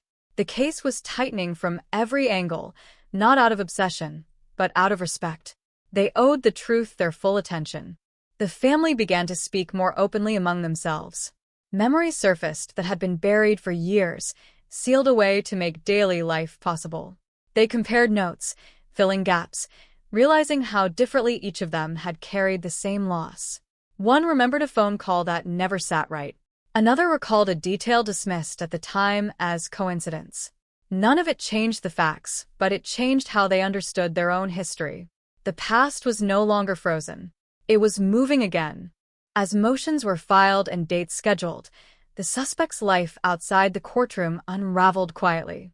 Neighbors noticed his absence. Questions spread. Someone recognized the name in the news and felt a chill of recognition. Others were stunned, unable to reconcile the man they thought they knew with the accusations now attached to him. This is how shock travels through a community, not as an explosion, but as a ripple, unsettling and slow. The prosecution prepared witnesses carefully. Experts rehearsed explanations, knowing that clarity would matter more than complexity. Family members were offered support, counseling, space to decide how involved they wanted to be. No one was forced to speak. No one was rushed. After so many years of being unheard, their autonomy mattered. When the defense requested additional testing, the lab complied without protest. Transparency was essential. Every result came back consistent. Every confirmation reinforced the same conclusion. The science did not waver. If anything, it grew louder with repetition. The margin for alternative explanations narrowed until it was almost theoretical. In private moments, some investigators allowed themselves to reflect, not on triumph, but on time, on how close this case had come to being lost forever, on how many similar files still sat untouched, waiting for someone to look again. This case had not been solved by luck alone. It had been solved by patience, by persistence, by the refusal to let a file remain just a file. The family attended another hearing, then another. Each one chipped away at the distance between them and an answer. It was exhausting. Emotionally, physically. But there was also a strange steadiness to it. A rhythm. For the first time since 1995, they were moving forward with the case instead of standing still beside it. As the trial date approached, the weight of what lay ahead became impossible to ignore. Testimony would be public. Details would be spoken that had never been shared outside investigative rooms. The loss would be dissected, examined, argued over. There was no way through it without pain. But there was also no way around it. Truth, once summoned, demands to be seen. The desert, unchanged and indifferent, remained where it always had been. It had kept its silence for 27 years, not out of malice, but out of nature. Evidence doesn't speak unless someone learns how to listen. And now, at last, the listening was impossible to ignore. What began as a trace on a swab had become a reckoning. Not just for one man, not just for one family, but for an entire stretch of time that had refused to stay buried. The case was no longer cold. It was alive, volatile, and moving toward an end that no one could yet fully imagine. The trial began without ceremony, the way most life-altering events do. No music, no dramatic announcement, just the quiet calling of a case number that carried more weight than anyone in the room wanted to admit. The jury filed in, strangers tasked with holding decades of history in their hands, instructed to listen without emotion, to judge without bias, to compress 27 years of absence into a verdict measured in hours of deliberation. Opening statements traced familiar ground, but the ground felt different now that it was being walked again. The prosecution framed the case as a story interrupted, not unfinished. A life cut short. A family left suspended in uncertainty. Evidence that waited patiently for technology to catch up. They spoke plainly, deliberately, knowing that restraint carried more power than outrage. This was not a performance. It was an accounting. The defense followed with an alternative narrative built on erosion. Memory fades. Evidence ages. Investigations change hands. They reminded the jury how easy it is to believe in certainty when time has softened its edges. Their words were careful, designed to plant questions without offering answers. Doubt, they argued, was not the enemy of justice. It was its safeguard. Then the witnesses began. The first voices belonged to those who found what was left behind. Responding officers described the scene as it had been in 1995, their recollections sharpened by repetition and dulled by time. They spoke of conditions, of locations, of what was missing as much as what was present. No dramatics, just facts. But facts, when stacked high enough, begin to feel like pressure. Forensic experts followed, translating science into language meant for understanding, not intimidation. They explained degradation, probabilities, controls. They described how a sample once deemed unusable could now speak with clarity. They did not oversell it. They didn't need to. The The numbers spoke for themselves. The match was not perfect because perfection doesn't exist in science. It was overwhelming because nothing meaningful stood against it. When the family took the stand, the room changed. Not audibly. Emotion doesn't always announce itself. But shoulders stiffened. Pens paused. Even the air felt heavier. Each testimony was different, shaped by personality, by memory, by survival. One voice cracked when describing the last normal day. Another remained steady, recounting years spent waiting for a knock that never came. There was no script for this part. Just truth, uneven and human.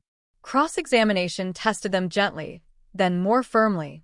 Not out of cruelty, but necessity. The system demands resistance.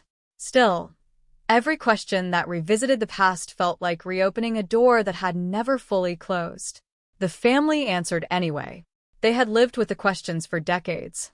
Answering them now, under oath, felt like reclaiming something that had been taken. As the days passed, patterns emerged. Timelines aligned. Gaps narrowed. The defense challenged inconsistencies, but consistency is not the same as truth, and the jury could feel the difference. This was not a story that depended on a single memory or a single witness. It was a convergence. Independent pieces locking together after years of drifting apart. The defendant remained composed throughout, his reactions measured, his expressions minimal. Some jurors watched him closely, searching for signs that might explain the unexplainable. Others avoided looking altogether, focusing instead on exhibits, on screens, on the slow march of evidence across the room. Guilt, innocence. These are conclusions, not impressions. Everyone knew that. Still, human instinct is hard to silence. Outside the courthouse, life continued at its usual pace. Traffic flowed. Stores opened and closed. People unfamiliar with the case passed by, unaware that something monumental was unfolding inside. This contrast between private reckoning and public indifference was not lost on the family. It mirrored the years after the disappearance, when the world moved on while they stayed frozen. As the prosecution rested its case, there was a sense of gravity settling in. Not victory. Not relief. Just wait. They had said everything that needed to be said. The rest was no longer theirs to control. The defense presented its final witnesses, focusing on process, on possibility, on the fragile nature of certainty. Their arguments were precise, practiced, and necessary. Justice requires challenge, even when the outcome feels close. Closing arguments returned to first principles. Reasonable doubt. Burden of proof. The responsibility of deciding not just what might have happened, but what did. The prosecution reminded the jury that time does not erase truth. The defense reminded them that time complicates it. Both were right. That was the tension at the heart of the case. When the jury was dismissed to deliberate, the courtroom emptied slowly. No one spoke much. Conversations felt inappropriate. The family sat together, close but not touching, as if any movement might disturb something fragile in the air. They had done everything they could. For the first time in nearly 3 decades, the outcome was no longer suspended in mystery. It was in the hands of 12 people who had listened carefully, who now carried the final weight of a story that refused to stay buried. Whatever happened next, the silence would never be the same again.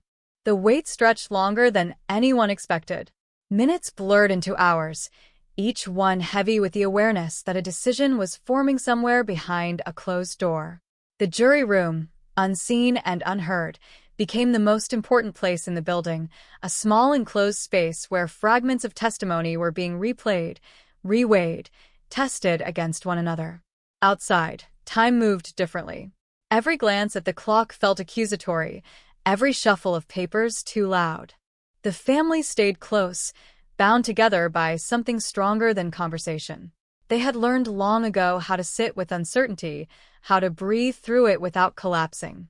This was familiar territory, and yet it wasn't. Before, the waiting had been endless, shapeless. Now it had edges.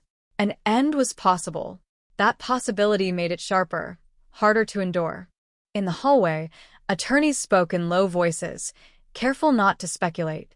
Detectives leaned against the walls, arms crossed, eyes distant. They had seen verdicts go both ways. They knew better than to predict outcomes. Still, each of them carried a quiet hope, not for validation, but for resolution. Cases like this don't just belong to families. They belong to everyone who touched them, everyone who carried them forward when it would have been easier to let them fade. Inside the jury room, the discussion moved slowly at first. Jurors revisited instructions, clarifying language that suddenly felt more significant than it had when first read aloud. Reasonable doubt. Beyond a reasonable doubt. Phrases designed to guide judgment now bore the full weight of consequence. They reviewed timelines, replayed expert testimony, returned again and again to the DNA evidence, not as a headline but as a process. How it was collected, how it was preserved, how it was tested, how it was verified. Method over emotion. Discipline over instinct. Some jurors spoke cautiously, choosing words with care. Others were more direct, pressing points they felt could not be ignored. There were moments of silence, long enough to feel uncomfortable, where no one wanted to be the next to speak. Not because they were unsure, but because they understood the gravity of breaking that quiet. This was not debate for sport. This was deliberation that would echo far beyond the room. Back in the courtroom, the family's thoughts drifted despite their best efforts.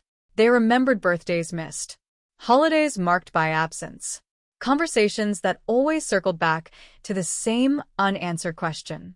They remembered hope rising with each new lead, only to be quietly dismantled when nothing came of it. This waiting felt different, but it carried the same emotional residue. Hope, they had learned, is never simple. A court officer finally appeared, posture alert, movements purposeful. The jury had reached a verdict. The words moved through the hallway like a current, subtle but unmistakable. Everyone stood instinctively, bodies reacting before minds could catch up. The family held hands now, not for comfort, but for grounding.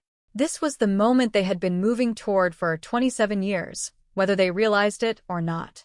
The jury filed in again, faces composed, expressions unreadable. The defendant rose. The room felt smaller, tighter, as if the walls had leaned inward to listen. The clerk asked the foreperson to stand. A pause followed, not long, but long enough to feel endless. Breath was held. Time narrowed. The verdict was read. The words were clear, unambiguous. They did not echo. They did not need to. Guilty. The reaction was not explosive. There were no gasps, no cries. Just a collective exhale, sharp and shaky, like lungs releasing air they had been holding for decades. The family closed their eyes, some in relief, some in grief, some in something too complex to name. Justice, when it arrives late, does not feel triumphant. It feels heavy. It feels final. The defendant remained still, absorbing the outcome with the same restraint he had shown throughout the trial. His attorneys placed hands on his shoulders, murmuring next steps, appeals, procedures. The machinery of the system continued forward, efficient and impersonal. Sentencing would come later. Today was about truth, officially acknowledged, formally recorded. Outside the courtroom, the news spread quickly. Cameras appeared.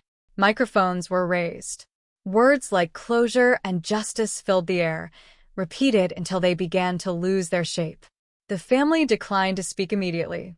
They needed time away from language, away from framing. This moment belonged to them, not to headlines. In the days that followed, reality settled in gradually. Sleep came easier for some, harder for others. The verdict did not erase grief, but it reorganized it. The past no longer hovered in question form. It existed as fact. That distinction mattered more than anyone outside the experience could fully understand. Law enforcement returned to their offices, to their desks, to the next unfinished file. But something had changed. This case became a reference point, a reminder of what persistence can accomplish, of how evidence, once dismissed, can become decisive. It reinforced a lesson learned repeatedly and often too late. The past is never done with us until we face it directly. The desert remained unchanged, silent witness to what had happened and what had finally been acknowledged. It had not given up its secret willingly. It had been compelled by patience, by science, by people who refused to stop listening. For the family, the search that defined their lives was over. Not because the loss was undone, but because the truth had been named. The waiting had ended. And in that ending, there was space, at last, for something resembling peace, fragile but real, settling slowly where uncertainty had lived for far too long. After the verdict, the silence changed shape.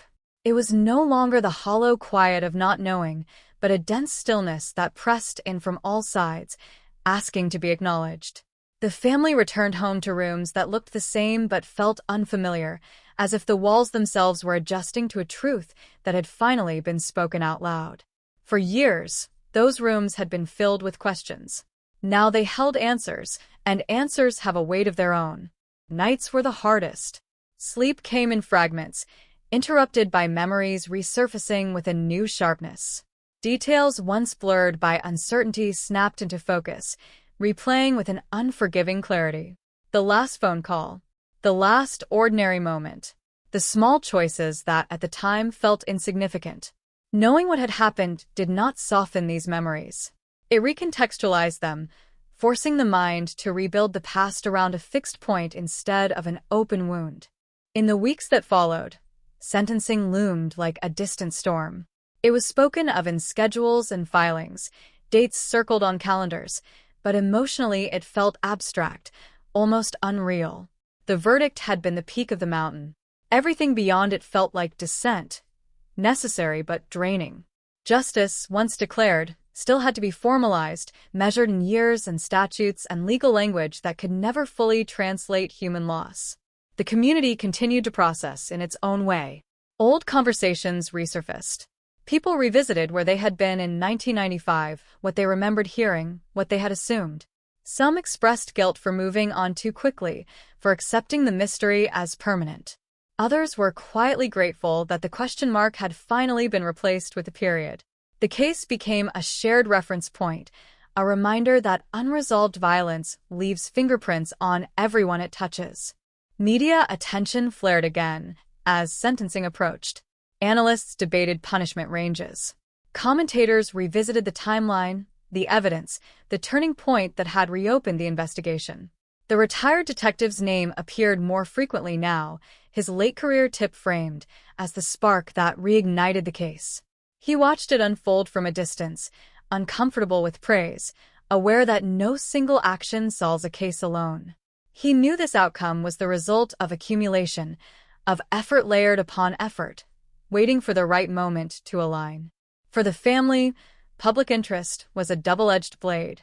It validated their long insistence that the case mattered, that it deserved attention. But it also threatened to turn something deeply personal into consumable content. They set boundaries where they could, choosing when to speak and when to retreat. They learned that silence, now voluntary, felt different than silence imposed by ignorance. Sentencing day arrived without fanfare. The courtroom filled again, familiar faces returning to familiar seats. The defendant was brought in, older than he had been in 1995, marked by years that had passed whether the truth was acknowledged or not. The judge reviewed impact statements, legal precedents, the framework that would determine how accountability would be expressed. This was not about emotion. It was about consequence. When the family spoke, their words were steady, deliberate. They did not shout. They did not accuse. They described absence. They described time lost. They described the cost of waiting, measured not in days or years, but in altered lives. Their statements were not requests for mercy or severity. They were declarations of reality. The sentence was pronounced. It carried finality, not drama. The number of years was less important than the acknowledgement embedded within it. Responsibility confirmed, truth anchored in record, denial rendered irrelevant. The system closed its loop, as systems are designed to do. Outside, the cameras waited again, but the family's focus had shifted inward. The search that had once consumed every thought no longer demanded their energy. There was room now for something else, though they weren't yet sure what that would be. Grief doesn't disappear when justice is served. It changes form. It becomes quieter, more manageable, less sharp at the edges. As days turned into weeks, the case began to recede from headlines, replaced by newer stories, newer mysteries. This was expected. It was how the world worked. But for those who had lived inside this story for decades, its impact was permanent. The truth had surfaced late, but it had surfaced fully. And in that belated clarity, something fundamental had shifted. The past could no longer threaten with unanswered questions. It could still hurt, but it could not haunt in the same way. The waiting was over. The silence, once oppressive, now felt earned. In the aftermath, time began to behave differently. The days no longer revolved around searching, calling, waiting for updates that never came. Instead, they unfolded with a strange, unfamiliar openness, as if a long-locked door had finally been left ajar. For the family, this was both relief and disorientation. For so long, their identity had been shaped by the absence, by the unresolved question that followed them into every room, every conversation. Now the question was gone, and in its place stood a truth that demanded to be lived with.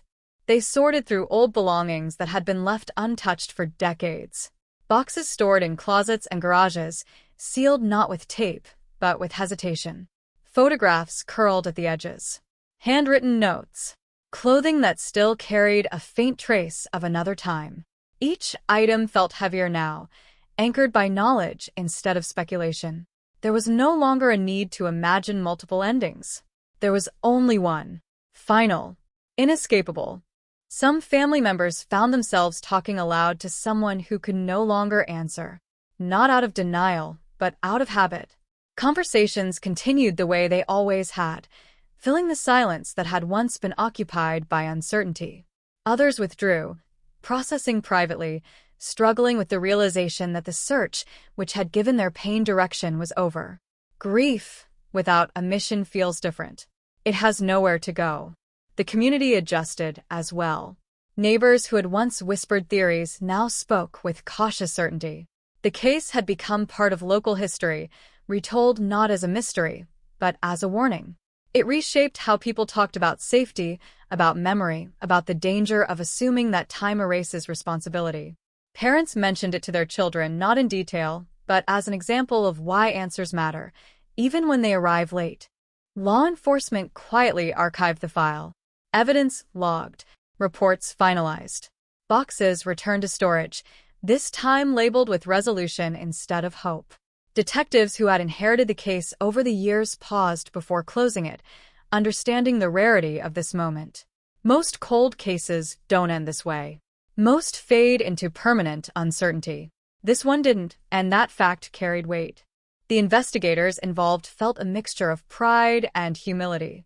Pride that persistence and technology had converged at last. Humility in knowing how easily the truth could have remained hidden. One missed decision. One piece of evidence discarded. One voice not heard. Any of it could have changed the outcome. The lesson was clear and unsettling. Justice often survives on margins. As attention from the media began to fade, the family noticed the quiet return. This time it wasn't hostile. It didn't press in or demand answers. It simply existed, allowing space for reflection.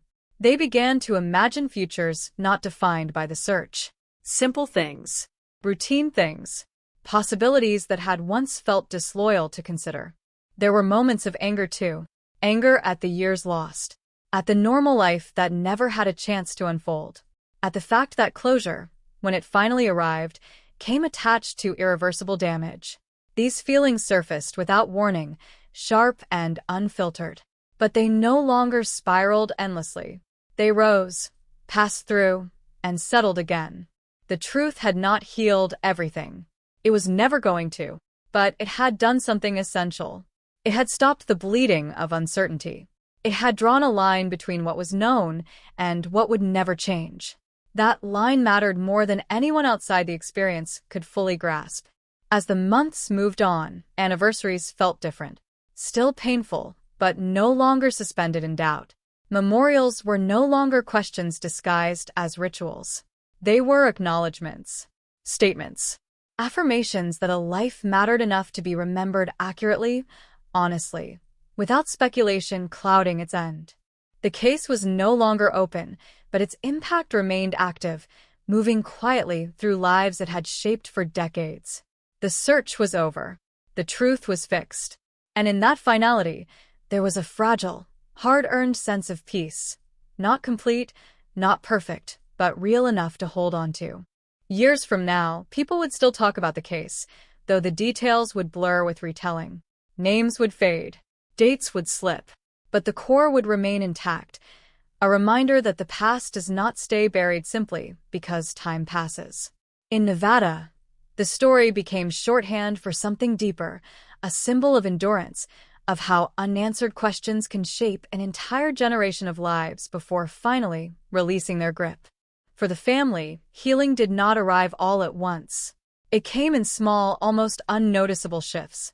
A day without waking up angry. A conversation that didn't circle back to the same memories. A laugh that didn't immediately feel like betrayal. These moments accumulated slowly, fragile but persistent, building something that resembled normalcy without erasing what had been lost. They visited the places that had once felt too heavy to approach. The stretch of road where everything changed. The courthouse steps where the verdict had been read. Standing there now felt different. The air hadn't changed, but their relationship to it had. These locations were no longer suspended in mystery. They were anchored by truth, and truth, even when painful, offers stability. The legal system moved on, as it always does. Appeals were filed, processed, denied. Paperwork continued its quiet march through offices and archives. But the outcome held. The foundation of the case, the evidence, the testimony, the convergence of science and persistence, remained intact. The truth had been tested, and it had endured. For law enforcement, the case became part of training, referenced in meetings and classrooms as an example of why evidence matters, why nothing should be discarded prematurely, why technology can transform yesterday's failures into tomorrow's answers. It served as a counterweight to cynicism, a reminder that even when progress feels invisible, it is still happening. The retired detective whose tip had reignited the investigation rarely spoke publicly. When he did, his words were careful, stripped of drama. He emphasized teamwork, patience, the importance of listening to instincts without abandoning procedure. He knew how easily stories like this could be simplified into myths of lone heroes and sudden breakthroughs. The truth was less cinematic, more demanding. It required time, humility, and the willingness to revisit uncomfortable ground. The family found new ways to honor the life that had been lost. Scholarships, quiet acts of charity, traditions carried forward with intention instead of sorrow. These gestures were not about moving on. They were about moving with the past, integrating it into a future that no longer felt frozen. There were still difficult days. Triggers appeared unexpectedly. A new story, a song, a familiar phrase. Grief does not operate on a schedule, and it does not respect resolution. But it no longer dominated every waking thought. It coexisted with other emotions, making space instead of demanding it. The community's memory of the case shifted as well. It was no longer just a cautionary tale about violence or loss. It became a story about accountability, about the long arc of justice bending slowly, but decisively. People referenced it when discussing unsolved cases, when debating the value of reopening old files. It stood as evidence that persistence is not futile, even when results take decades to appear. In quiet moments, the family reflected on the years spent searching.